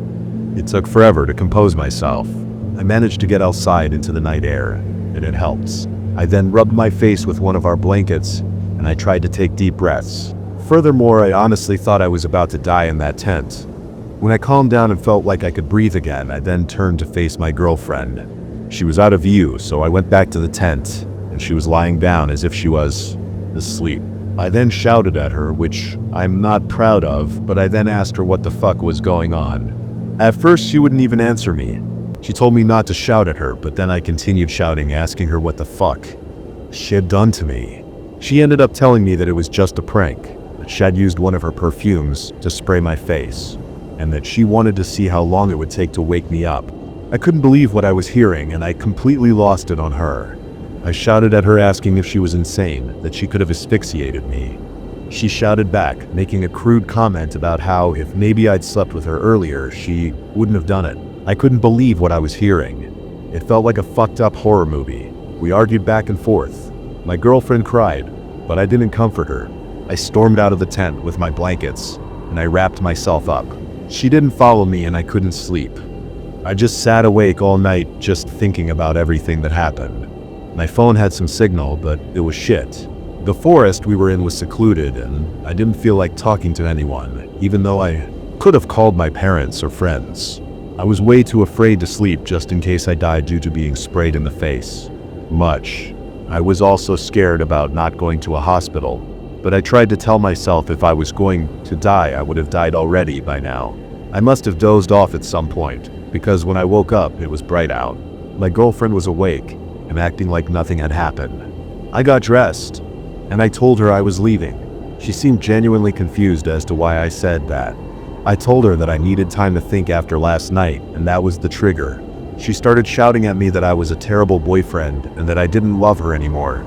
I told her if I was such a bad boyfriend, maybe she shouldn't have me as her boyfriend. This had made her cry, and by now I'd had enough. I packed everything up and loaded the car, and I insisted she get in, but she kept refusing. I had to call her mom to inform her of the situation, and I had to lock the car doors because my girlfriend started hitting the windows and then yelling at me not to call. I couldn't believe what the fuck was going on. She had never been violent before, and I had never seen such a side to her. I didn't actually leave until my girlfriend's parents turned up. Then I left. I went straight to my parents' house, telling them mostly everything that happened. I left out the sex stuff because I felt too awkward saying that, especially in front of my mom and younger sisters. My dad had told me that Amelia was bad news, and that I should really break up with her. I knew he was right, and I guess we had already broken up anyway, sort of with my comment about how I shouldn't be with her if I'm so bad in her eyes. I did go to the hospital and get checked over the perfume thing, and I was okay. The doctor said I was lucky because it could have gone much worse for me. I knew he was right. That night, Amelia blew my phone up with calls, begging me to get back together with her. I answered one of the calls, and I then shouted at her that we were over. I had to shout just to make her hear me as she was shouting at me. We still attended the same university, and it was hell. I didn't have to live with her after that summer. Thank God, but she knew my schedule, and she would follow me around trying to talk to me, pleading for another chance. She would write Facebook statuses about me, calling me a narcissist, and saying I'd broken her heart. Most people viewed Amelia as unhinged due to her constant Facebook tirades against me, but it was still difficult to deal with. Some of my guy friends even mocked me when I told them the full story, but all of mine female friends were utterly horrified, and they told me if a guy tried to pressure me, girl into sex, then most sane people would recognize how wrong it was. Amelia wasn't doing the same degree as me, but she would still follow me around the campus, and if I went out, she'd always turn up at the same places as me. I actually had to stop going to my usual clubs and pubs. I even had to change the time that I went food shopping. She eventually showed up at my new accommodation once and was begging my roommate to let her in to see me. We had to call security, but she bailed before they arrived. I had spoke to the support team in my school, but they didn't do much. They just always told me to stay away from her and ignore her. I felt like they blamed me for being stalked by her, or maybe they just didn't care, or maybe it was both. I graduated last year and I'm 23 now. I avoided Amelia like the plague at graduation, and as soon as I graduated, I moved. It's only been in the past year that I've been processing all the crazy shit that happened. My new girlfriend has helped me immensely with recognizing how abusive and toxic Amelia is. It really was to me. I really hope anyone listening to this knows to never ignore the red flags and always be cautious of anyone clingy. It usually isn't a good thing if a relationship moves at a lightning speed, especially if it doesn't feel natural. Always be cautious when meeting new people and getting to know them. And remember that no red flag is too small, and if anyone tries to guilt or pressure you into having sex, run in the opposite direction. I've not seen or heard from Amelia since I graduated, and I really hope it stays that way. I don't know what her problem is, but she's clearly a very mentally disturbed person. I really hope she never does this to anyone else. Furthermore, I've decided to share my story here today after years of healing, as well as listening to other people's stories. I feel as though being able to finally speak about all of my feelings regarding this time in my life will be the final step I need to gain the closure that I seek. Before we begin, it's important to note that all this takes place over about a 5-year span. I was a 17-year-old female at a random party that I really shouldn't have been at in the first place, when I then met my soon-to-be boyfriend. I unfortunately was a young, naive, and rebellious teen at the time, and I would be graduating. He was 21. Well, call him Scotty. Needless to say, I felt victim quick. High school that year, 2017. The lure of an older boyfriend was intriguing, and I hadn't really understood or felt true intimacy in my life, so I guess in some capacity I was desperate to feel desired. Being with an older out-of-high-school boyfriend felt great at the time. The first 6 months to about a year we spent together went great, or so I thought. He seemed mature and as if he had everything together. I lived with my parents at the time, and one day Scotty just stopped leaving. To keep a long story short, he stayed the night with me often. I developed a love for him. He essentially and casually moved in with us. It's important to note that my bedroom was fully upstairs, so there was some privacy. Now my parents weren't thrilled about having Scotty live there full-time, but they allowed it. It had become apparent that Scotty had struggled with some self-esteem issues, anger issues. We began living together within the first year of dating, and other issues as we got more comfortable with each other. He played video games constantly and was otherwise a bit of a recluse. He was not always this way though, but I believe he fell victim to extreme mental health issues. Furthermore, he began to decline around the 1-year mark. Scotty began to work the night shift, staying glued to his Xbox, and he stopped going out to socialize completely, and he eventually got to the point where he barely even spoke. To me, it was always just video games. This is when I began to catch him cheating, being sneaky, and finding nudes on his phone, which included male, female, and trans. He began becoming hateful, vengeful, and empty. It was disturbing to watch someone become so consumed by such darkness. I had gotten so used to people giving up on me throughout my life that when I began seeing them, all the faults in him, I wanted to be different. I wanted to prove to him that I would never give up on him, and that I would help him through this. Stupid. I know. Even at this point in time, I had begun growing distant from all of my friends and family, because I had gotten to the peak point of loyalty and reliability with Scotty. Little did I know at the time that he was doing this to isolate me, to keep me dumb. I of course didn't understand what a trauma bond was at the time, so I was completely fooled. As the years went on, he began to get worse. He stopped working, began verbally assaulting me, punching holes through my walls and doors. It even escalated to the point of driving recklessly to the point that I'd get nauseous, punishing me by ignoring me for days or leaving for hours, destroying all of my stuff, actually, threatening violence against my family and friends and himself, and much more.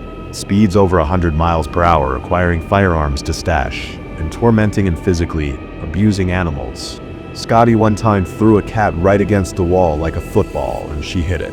Wall so hard I thought she had died. She made the most horrific sound I've ever heard. Now once again I want to address that you'll never understand just how hard it is to leave someone like this unless you've actually been in a domestic violence situation yourself. This is embarrassing and humiliating to relive, but it's essential for my healing. Anyway, yeah, he got bad. Scotty's cheating never stopped, and his behavior just worsened and worsened. I wanted to leave so bad, but I felt stuck. He even kept a stolen gun in the glove box of his car, and he would threaten to kill anyone who would even just slightly piss him off. He made sure that I always knew that it was in there. I had lost my virginity to him. He lived with me. We had been together for so long. These thoughts raced with me constantly. Towards the last year of our relationship, he had been convinced by his family to be evaluated. He was diagnosed with BPD, OCD, anxiety and depression, and much more. It was quite an extensive list. He began taking medications, and for the next few months I was actually convinced he was changing. I had told him that he needed to start seeing a therapist to regulate his emotions, or that we would need to break up at this point because I was exhausted. We had broken up many times by this point, but we always went back to each other. I was hopeless. Now, like I was saying, because of his medication, it seemed like that our last couple of months, but by this point, about 5 years in, I finally realized that I wanted out. Together, things felt right again. It was slow playing therapy and I was no longer happy. I had grown and matured, and I was a very determined 22-year-old. I was ready to tell Scotty to get the fuck out of my life. Furthermore, I went home that night, and I did it. Furthermore, I told him to grab his shit and leave. Get the fuck out of here. I left him to finish getting his stuff while I went to work the next day. When I got home, my room was wrecked. Some notes that we had given each other tossed around the room, and behind the bed I found his old therapy packet that he was supposed to turn in. Over the next week, he had left me pages worth of writing about how sorry he was, and he even requested pictures of our cat. I sent him a couple of pictures, and then went on to block him on everything. I even made a new Snapchat and Instagram, just to ensure he was wiped clean. Flash forward a few months, and I enter a new relationship. 6 months into that relationship, Scotty's younger sister, who I'll call Taylor, messages me. I must add that I never blocked her because she was young, and her and I were quite close, and he's making fake accounts, trying to figure out what I'm doing.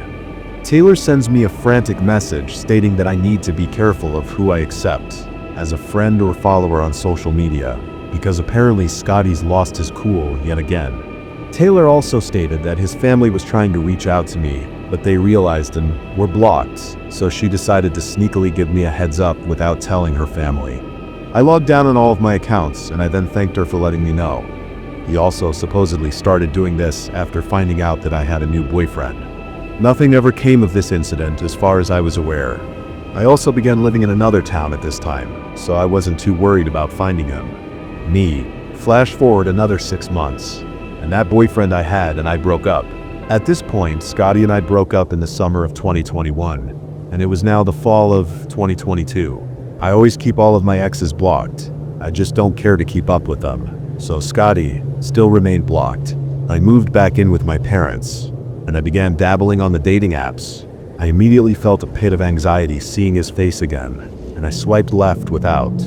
I was on the dating app, Bumble, when I then found Scotty's profile. A second thought. The app told me that I had missed a match. He tried matching with me. Oh, hell no. After this incident, I blocked his profile on the app, and I pretty much forgot about it. That is until Taylor, his little sister, reached out to me again. She told me that he had been thinking about reaching out to me, texting me. She then asked if I was interested in hearing from him, which I told her no politely. Furthermore, she told me that he's grown up, and that he's actually fixed a lot of his issues. Furthermore, she understood, and then thanked me. I really thought that would be the end of it. Flash forward a couple of months to January 2023. I began receiving weird calls to my cell phone. Every time I would answer, there was silence. Well, call them Marie and Max. The call started when I was at my best friend's house. The caller would call my phone, and I'd reject it a number of times. Marie was my best friend, and she had recently moved in with my other best friend, Max. The house. And then they'd call Marie, like literally while she was sitting right next to me. Max would never get called though. It was definitely a little creepy, but I chopped it up to spam. Now, like I said, there would only be silence on the line. I kept rejecting their call, and that they'd only call her if I was with her. The number would continue to call me, but we noticed that they'd only call Marie if we started to believe I was being tracked due to how they knew I was with Marie. What? We couldn't find anything. This went on for a couple of weeks, and I even tried tracking the number, and I traced it went back to a DHS center. That was so random. I ended up blocking the number. Flash forward a few months, and I'm laying in bed. I believe that this happened in June. It was about midnight, and I'm dozing off in my bed. My phone then started ringing. It's a number I don't recognize, but because of my job, it's not uncommon for my employees to call it at weird hours. Stupidly, I answer. I hear nothing except for the sound that the start of a recording makes. A beep.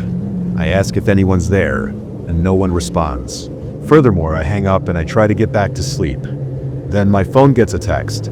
I open the text and it reads, "Furthermore, I read this and I instantly felt sick. I know where you're at," and they then write down my hometown. Furthermore, I live in a small town and not many people know that I moved back home. My phone vibrates again, and the screen illuminates my pitch black room. I then got another message. "It'll drop the pin of your location." Tears began flooding my eyes. I keep the lights off and I feel like I'm being watched. It was the worst type of fear that I've ever felt, knowing you're being watched. My survival mode kicked into full force, and I lowered myself on the ground and kept the lights off. I called Max, and he was at work. He told me to grab some of my things and then head to his and Mary's house. They only lived about 30 minutes or so away. He said that he needed to call Marie and make sure she's all right because she was sleeping and he wasn't home. We all knew that these calls and texts were related. We knew that it was one person doing this. Max calls Marie and she's fine. She hasn't been bothered. I sprint to my car and make sure to lock everything up. I then get to Mary's and I tell her everything. Furthermore, I tried tracing this number, but I can only find that it belonged to a WhatsApp user. Now I hope this didn't get too confusing. Great! I blocked the number. I may not know 100% who has been harassing me, but due to the timing of the events, the evidence, I really believed it to be my ex-boyfriend Scotty. He's very tech-savvy, and he knows how to remain anonymous, although nothing else has happened since the last incident. I live in fear. He's very scary when he's unstable. I've since moved elsewhere, and I feel pretty secure. So as of now, I think I'm okay. I have a new boyfriend now too, and things are going great. I am still on high alert though. If any of you have any advice or comments, I would love to hear it. If any of you at any point presently relate to the relationship that I was in, leave. Don't wait till it's too late. I'm telling you now, you can change them. I'm 21, trans, female to male, and I was about 15 at the time of this story. Furthermore, I want to give a trigger warning for eating disorders, mental abuse, and toxic relationships. When I was 15, I went to a gifted program for our kids, and so I usually got a bus to a school about 30 minutes away from my home. That's where I met KJ, female 15. It was my last year at that middle school when I met them, and they were perfect. Art. I really adored their style and them, and we quickly flirted until one day they asked me out. I was so excited by this. I thought they were amazing. I was so fucking wrong. The first red flag was a pizza party during our shared class where they refused to eat. They said their mom would be mad and I couldn't understand why they wouldn't eat. Well, soon I found out they had an eating disorder, and it just went downhill from there. I felt on edge, constantly checking in on them and trying to help, but nothing would work. They were bulimic and anorexic, and would go to the bathroom to throw up constantly, or to exercise. Hearing them vomit made me sick. I would sit outside waiting for them. At one point, they even admitted to using my body as a motivator because I was naturally skinny. That's when things started to change. They admitted they had a photorism kink at some point too and wanted to try it out. Towards the end of the school year, my family had planned to move to another state. I was destroyed.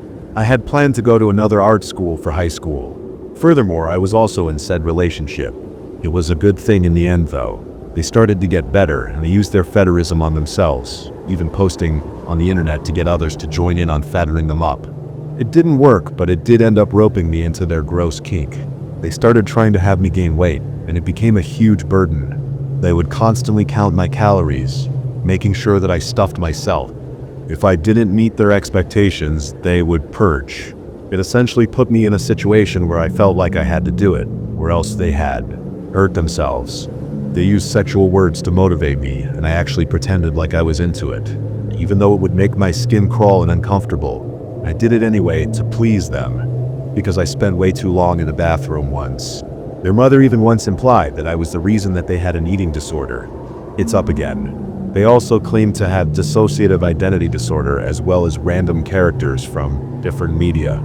They would talk to me as them for a while, until they inexplicably stopped, never bringing. We also shared an app called Vents, where you could post how you were feeling. If I ever posted anything negative, I was essentially punished by their pouting, or just them spiraling out of control. I was always the helper, but never to be helped. They once even commented that I was bony and that I wasn't comfortable to cuddle. It was a huge hit to me mentally.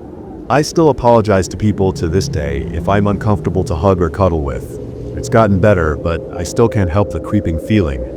They would also tell me to stop moving around so much, or bouncing my leg because I was burning calories. I wasn't even allowed to take walks or exercise, unless I promised to eat a lot when I got there. Back. This was a constant strain in our relationship. I finally moved away, and it was a blessing in disguise, even if I didn't know it at the time. KJ was micromanaging my eating, and would ask what I ate just to make sure I got fat. I was forced to send photos of my stomach to prove that I would intentionally push my stomach out for the photos just to make it seem like I really was stuffed. A classic in the fetish community. However, I lied through my teeth, pretending I ate so much food. Ironically, I actually ate way less than before.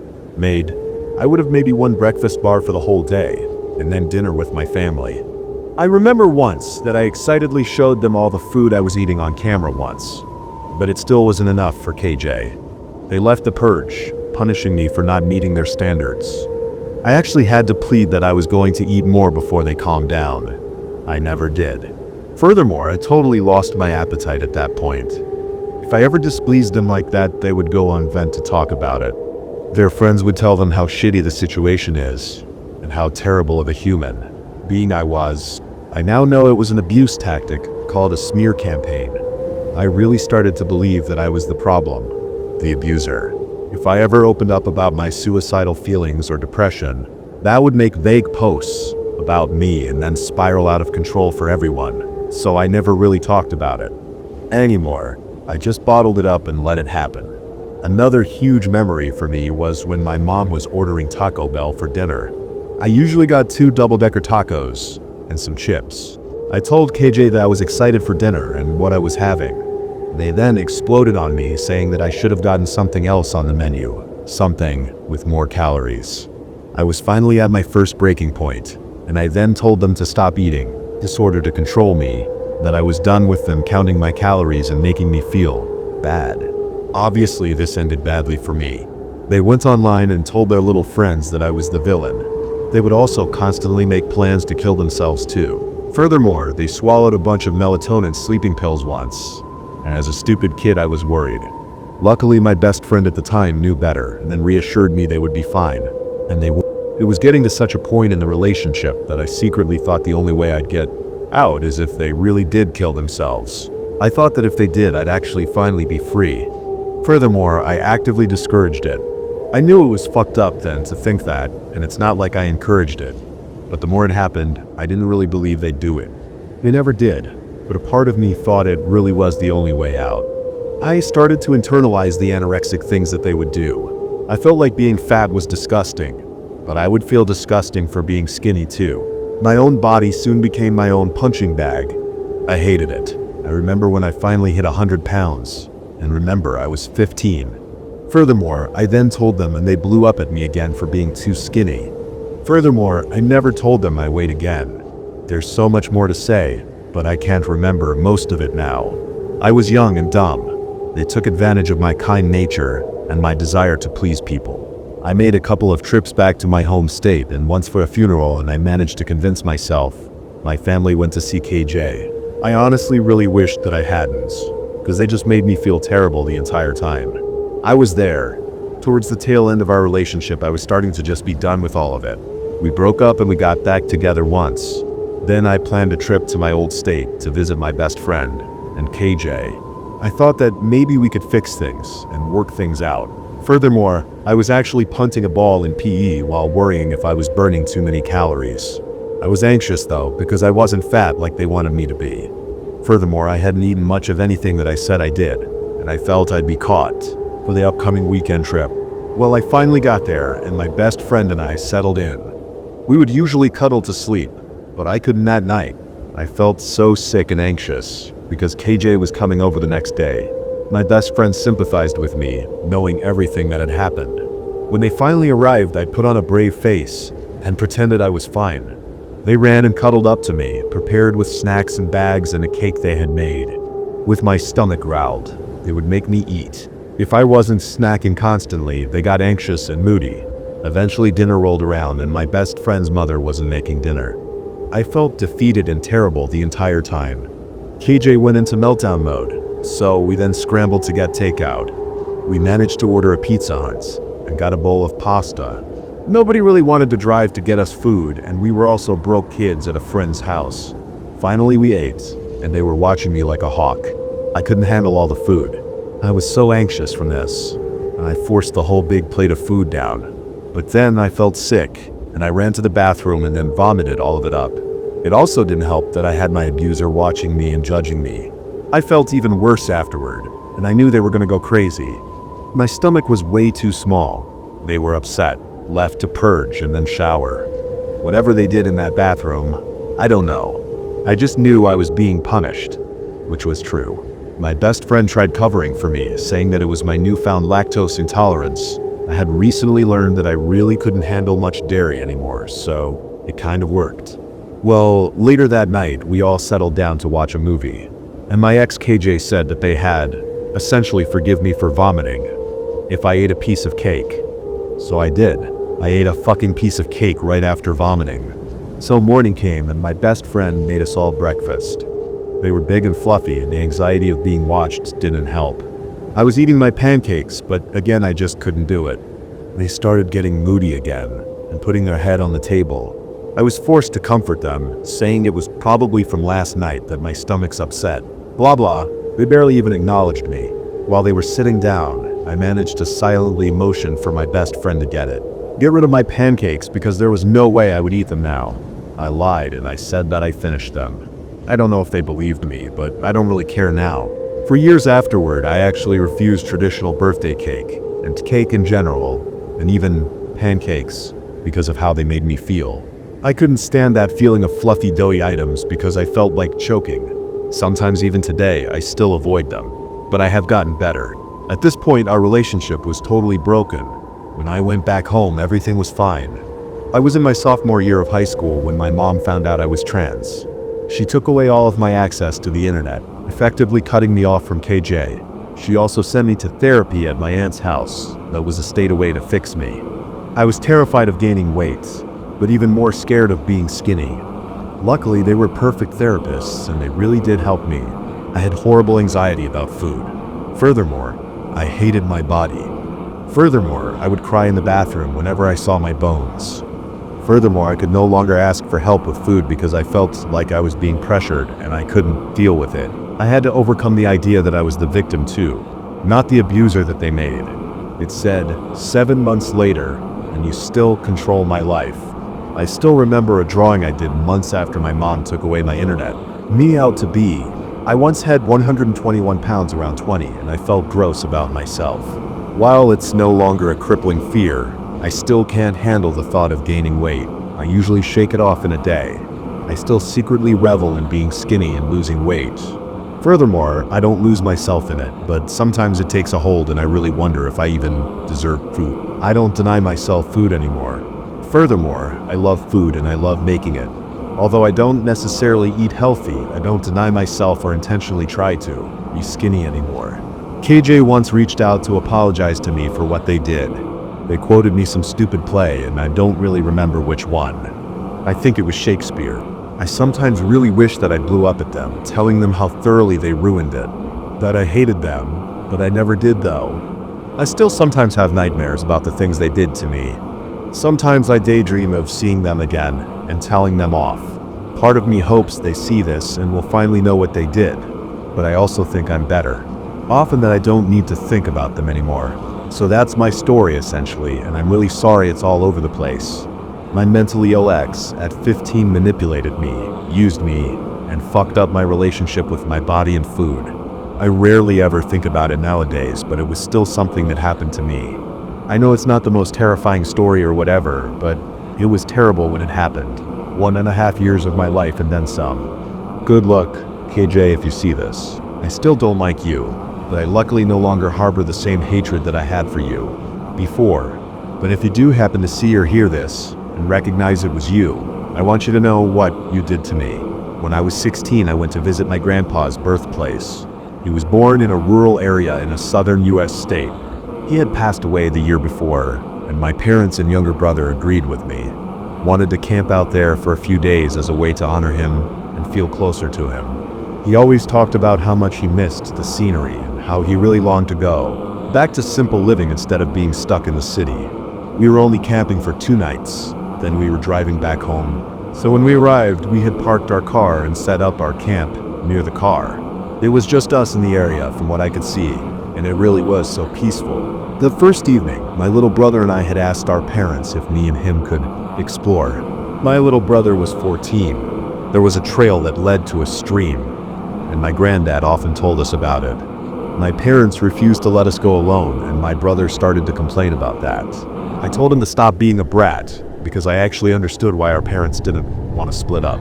However, my dad had said as long as my mom went with us, he would be fine staying there. The camp on his own. His phone had a weak signal, and he said he would be fine since he had the car with him, and that no one was around. If we got lost, he could call or drive for help. My mom hesitantly agreed, and we set off to find the stream. We knew it was about a 10-minute walk because my parents had studied a map of the area for the past few months, and like I said, my grandpa had talked about this place regularly when he was still with us. We got to the stream with no issues, and my mom snapped a photo of my brother and I.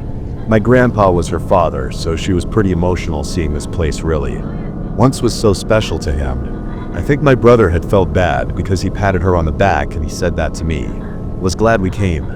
We didn't stay too long because we didn't want to leave my dad on his own, and we didn't want him worrying about us either, or thinking that we needed help in leaving. So we then set back to camp. We had been walking for about 2 minutes, when suddenly I heard my dad calling for us.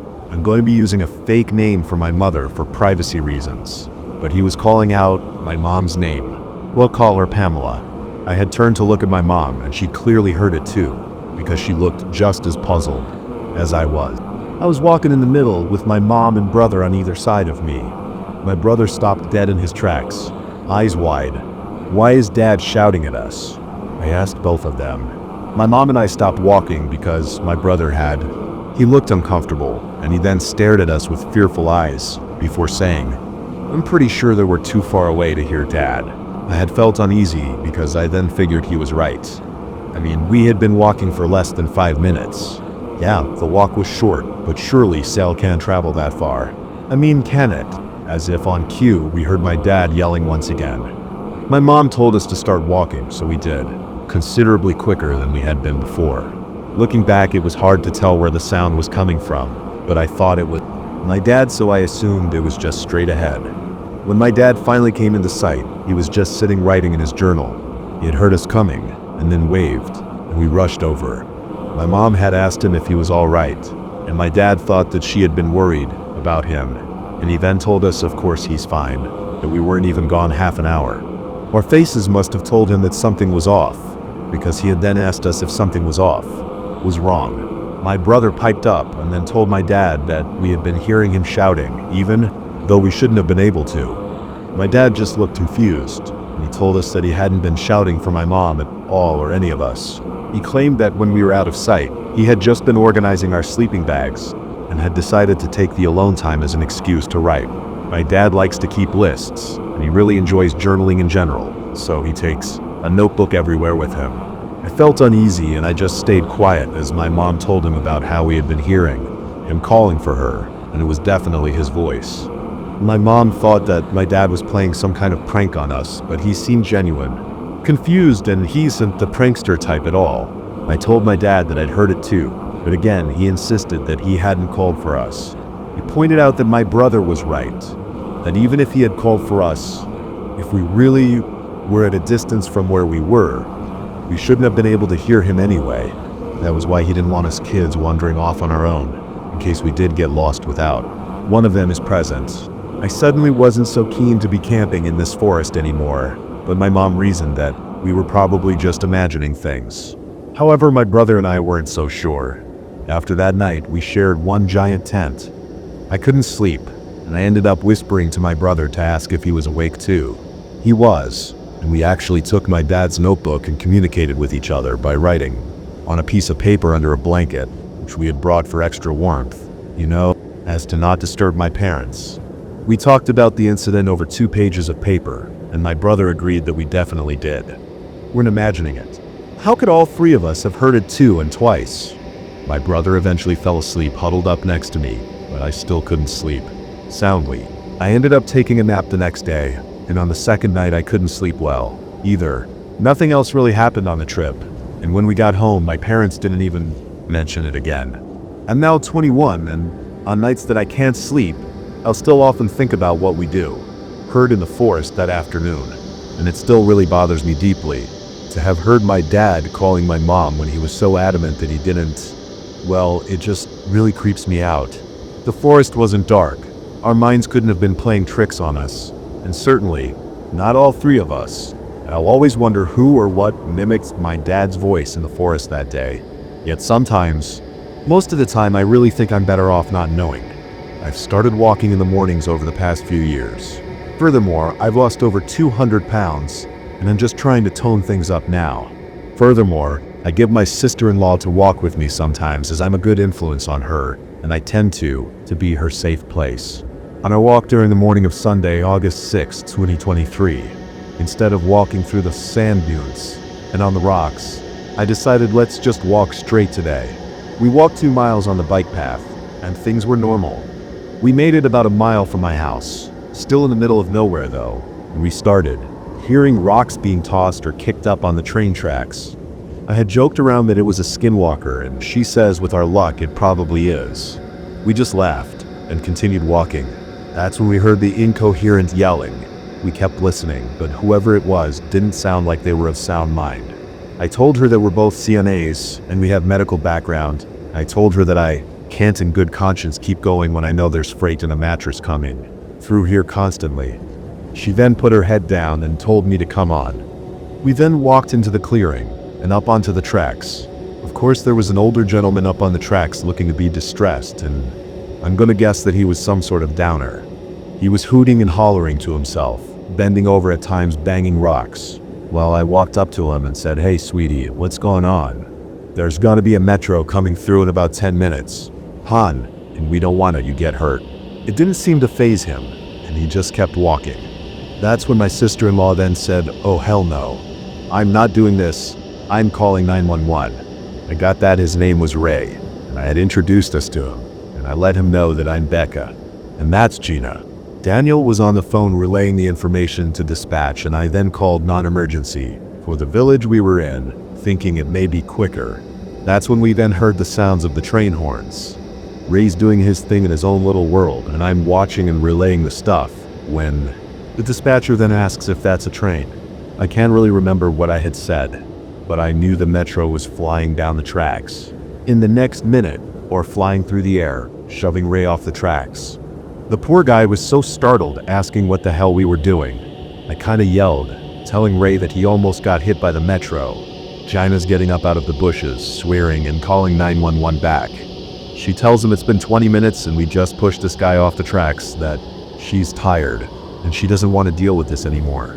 They told her to just stand by the street and flag the cop down. She went down to the road and I stayed behind, just following Ray, making sure he's okay until the police arrive. The dispatch calls me back, saying that they're not sure where we are, but that Metro called about people on the tracks. I gave the best info that I could on our location, as Gina finally flagged down one of the police officers. I was trying to convince Mr. Ray to maybe get on the opposite side of the tracks, or let me walk him somewhere. I don't think he was comprehending what was happening, to be honest, and in my horror, the northbound Metro was now coming back. Ray had started walking kinda fast this time, but he definitely wasn't faster than the Metro. I had to run at the poor man again, and then tackle him out of the way again. The police and Gina were now walking back up to us, and had seen the entire thing. The train was so close that it sucked my hair back. Ray's black and red flannel shirt was sucked halfway off his body, and his red shirt tore. His face was black and blue. Ray then looked up at me, then saying, "What the hell are you doing, girl? I need a cigarette." I may have had 2 or 3 teardrops escape my eye as I just looked at him laughing. Furthermore, I told him that he was a nice guy and that he really needs to stay off the tracks. Furthermore, I then helped him get his belongings that flew all over the place.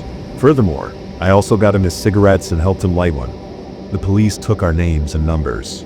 The second cop looked at us and he said we were good to go, and he specifically looked at me and told me not to play a hero next time. I just looked at him and smiled and went on my way. I touched Ray's hand and then said, "Yeah, I'm sorry we meant like this, but please take care of yourself." We then walked down off the tracks. Gina looked like she was going to the ball at this point. I hugged her, letting her know she was safe now and okay, and that I was sorry I was scared. This really could have ended so badly for both of us, and I'm extremely grateful for that. It didn't. I still to this day don't know what the hell Ray was trying to do on those tracks. Whether he just didn't realize what was going on or if he was actually trying to commit suicide or something. Both me and Gina were pretty bruised up and sore, but we can heal from that. I don't know if Mr. Ray ever got the help he needed, but we did see him getting in. The back of the police car. I probably won't come across this gentleman again, but I really do hope he gets the help he needs and stays safe. Remember, it only takes 5 seconds to be a decent person. When I was about 7 or 8, my family moved. My parents had found this great rental property about 45 minutes to about an hour from me, school at the time. The rental was in a quiet neighborhood in the woods, with a lake, which was just a 2-minute walk away. It was the perfect house for my family of 5, but if only we knew the true horrors that would occur in such a small amount of time after moving in. I think one of the first red flags that went off for me was that the part that we rented out was the main floor of the house. The basement that connected to our main entrance stairs was locked from the inside, and it was off limits. The only way someone could open our basement door was by going through the garage, which was also locked, and our landlord didn't want us going through there either. I remember my parents talking about how that was really strange of our landlord to do, but we just kind of brushed it off. Also, for reference, our landlord will be referred to as Derek, but other than the blocked off parts of the rental, everything else was pretty normal for about 2 months. Slowly over time, I could tell that my mom was becoming more anxious. She seemed to become more jumpy and more alert. I remember random conversations that my mom would whisper about to my dad. I don't really remember exactly what was said, but I do remember that it had something to do with my mom hearing weird things at night, almost like someone was walking around while everyone else was sleeping. After hearing that, I became a little paranoid, and I began to put things in front of my door so that I could hear if someone came in. My mom had mentioned this to Derek, and he had just brushed it off as my mom being paranoid because of our recent move. But I'm not sure that my mom was totally convinced. After my mom had talked to Derek, she had heard no more sounds at night for about a month. I remember the next time something scary happened, like it was yesterday. My siblings and I shared a room, and we collectively put on our pajamas to get ready for bed. It was a Friday, so we had been a little later than normal. I crawled into my bed, and I turned on my nightlight that sat on my bedside table. My sister and I had the same nightlight. It was a little ladybug nightlight that sat on our charger, which looked like a leaf. This will be an important detail here in a minute. I was almost completely asleep when I shot up in my bed. When I turned to put on my glasses, I realized my siblings had awoken too. We had heard my mother scream, and there was the sound of commotion coming from the end of the hallway that connects the bedrooms to the living rooms. I then ran to the door and slowly opened it. I looked in the direction of all the noise, and I saw my mom running down the stairs towards me, our main entrance, yelling to someone. My siblings and I ran to her side to see who it was. My father was running down the driveway like a madman. He stopped at the end of our driveway and then ran back to us, asking for a flashlight. My sister ran to our room, grabbing our ladybug nightlight, which was also a flashlight. My dad then took it from her, and then ran back down the driveway and now even farther, into the darkness. We had sat on our porch stairs for about 2 minutes, till we then saw my dad walking back to our house. In those 2 minutes, my mom had told us that her and my dad were talking in their room when they had heard noises that sounded like someone was walking through the house. My dad had quietly gotten up, turned off their bedroom light, and then walked out trying to finally see what was making those weird noises. Well, apparently my dad had found our landlord Derek creeping back down the stairs that connected to the now open basement door. My dad had then yelled at Derek, which startled him, making him yell as well, as he then ran down towards the basement, to which my father chased after him. My mom then heard all the commotion, and then ran out of the room and then saw through. Our window said that my dad was chasing Derek, which caused her to yell. The police showed up 30 minutes later. We had all gone back inside the house, while my dad had stayed outside to explain everything. That happened. My landlord had called them, and he said that my dad was chasing him with a gun. The police saw right through his bullshit, and they basically left Derek with a warning. And they told him to leave our place. We had then watched Derek drive away, and the police right after him. The rest of the night we were pretty shaken up, but we all fell asleep. We really think that we would have left after all that happened, but we didn't. About a month later, everything went back to normal. I remember my siblings and I all getting ready for the bus to get us and take us to school, but I wasn't feeling so good. So I waved my siblings goodbye while sitting on the stairs to the main entrance. I began sitting there every day for about a week after the last incident, which now, looking back on it, it was really weird because of what had happened. Every day I was getting worse, and I felt so weak. I had missed about 3 or 4 days of school at this point. My siblings were just about to arrive home from school when my mom pointed that out. The house had started to smell like propane. Quickly over the next hour, that strange propane smell became worse and worse. My dad hadn't been home all day, so my mom had tried calling him to let him know about it. The propane smell, and to ask him if he had smelled it too before he had left that morning, but he didn't answer. What happened next was a blur, but the next thing I remember was sitting out in the car, in the driveway. There were firemen and fire trucks lining most of the street. Basically what happened was that my mom had continued to look for the source of the propane smell, and she had begun to realize that it was coming from our basement. She called the fire department because she couldn't get in because of the lock. Derek still kept on it. Well, the firemen had found a way to get through the garage once they arrived, and they told. My mom said that it was apparent that someone had leaked the propane purposefully. Derek had been arrested once they had found him at his house in the town. We very obviously eventually moved from that place, and somehow my mom had managed to get in contact with Derek's ex-wife. Unfortunately, he had a history of severe mental illness, which had led to her getting a restraining order against Derek for her and their children. There were many other weird things that we had also learned about Derek after moving out of that rental. I now take this as a life lesson to always do some sort of background check on any stranger in your life, especially your landlords. Be safe, everyone. You never know what can happen in the place you call home. So this happened to me when I was 13 years old and living in the country for 3 hours away from the nearest city. My family and I owned a lot of land, meaning that I have a lot of different trails to jog, just in the forest behind my house. So I woke up at 6 a.m. and decided I would go for a jog. I then put on shorts, a sweater, and some shoes. Once getting outside, I decided on a trail that went about 1 kilometer from my house in the woods, and goes in a big circle, the circle equaling about 4 kilometers from where I started. So when leaving the house, I plugged in my headphones and began to start walking. 1 kilometer to where I would start my jog. While walking to the start, I began to get this weird sensation as if I was being watched, but I just shook it off to me being paranoid as it was still dark out. While about 2 kilometers into my jog, I had started to feel that same feeling, but worse than ever. At this point, I then stopped and looked around. While looking behind me, my heart dropped, and I saw someone about 30 feet behind me. Keep in mind, our house is far out from any others, so it couldn't have been a neighbor or a hunter. As I realized it was a man, I tried to keep calm, and it seemed like he hadn't noticed. I noticed him, so I just kept on jogging, picking up the pace. I couldn't have just turned back because I was kind of far and I would have to risk it. Him getting to me as he was close to the trail. As I ran for a minute, I looked back and saw him. Not him standing there anymore, but he was now running full speed towards my direction. I was now able to get a better look at him. He was wearing blank clothing with rips all over it, and then I saw his face. His face was the first thing I noticed about him. His face was strange looking and kind of deformed. He was abnormally pushed down, resembling a football, and his eyes were wide open, and he was just smiling. He was at least 6'2", whereas I was only about 5'4" at the time. So once I saw him running at me, I just booked it, not on the trail but into the woods.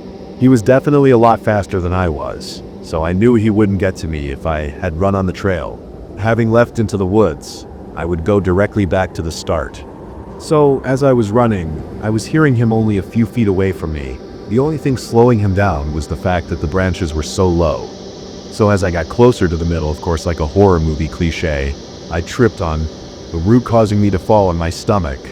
That's when I then turned around and looked at him, and I saw him smiling at me. I felt as if I were about to die at that very moment. But it's some miracle. I had a pocket knife in my back pocket, so without even thinking, I pulled it out and then stabbed him right in his leg. I then got back up and started running. The man was still running after me, but I didn't manage to get away. Once I got home, I came into the house, and it was about 6:30 at this point. I then ran to my parents' room, telling them everything that happened. We called the police, and they did come out, but they never managed to find the man out in the woods. Just thinking about this still gives me bad memories to this day. So yeah, everyone, maybe avoid early morning or late night walks in the woods. I really don't think it's worth it. About 10 years ago, I was living in California and working as a home health nurse, meaning that I would visit patients in their homes after they were discharged from the hospital to perform follow-up care, such as wound care and teaching. One day I was assigned to a new patient. He lived pretty far up, so I knew that it would be a drive. His chart wasn't quite complete, as he was new, and it just simply said wound care for multiple lacerations, which are pretty much just cuts basically. So I called him that morning, and I headed up at the time that I had made the appointment with him. I drove and drove. The roads became small, then turned to gravel. I had been up that direction before. There were a lot of shady people and pot growers there, and the area was really isolated. I then finally arrived at his little trailer at the end of a long dirt road. It really was out in the middle of nowhere. I went inside and took his vitals, and I noticed that he was head to toe in bandages. His arms, legs, and his face had cuts. He was a total mess. I began to remove his clothes, and then cleaned his wounds to rewrap. I started chatting with him, and I asked him what had happened. Furthermore, I assumed that he had been in some kind of farming or heavy equipment accident, or maybe even a car wreck. Well, as it turns out, he said he was attacked by a man with a machete. So I asked more about it, and this is what he told me. Yeah, I was sleeping with this one girl, and her husband didn't really like that. So he came over and threw me down in the driveway and then started chopping me with the machete. As you can all imagine, I was horrified by this. Then the man said, yeah, he pretty much only stopped when he thought I was dead. I was very nervous at this point. He said it happened right here at his house. I then asked, okay, so is the guy locked up? He left you for dead, you say? To which the guy replied, no, he was able to make bail. He's out. Right about then, I had heard a car pulling in, and I peeked out the window.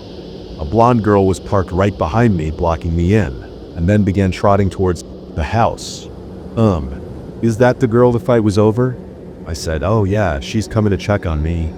He said, so at this point, I'm now thinking, okay, I'm miles back in the woods, and my car is blocked in.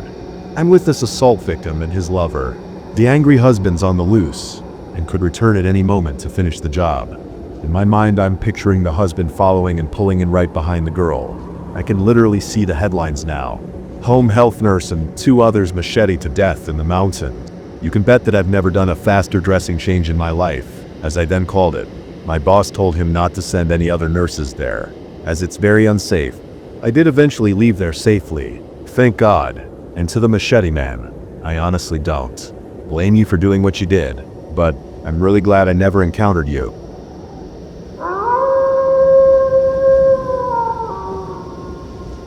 That's it for tonight's stories, but the nightmares never end. If you enjoyed these chilling tales, don't forget to like, subscribe, and hit the bell so you never miss a new upload. Got a scary experience of your own? Share it in the comments. I just might feature it in a future video. Until next time, stay safe, stay curious, and remember some things are scarier than they seem in the dark.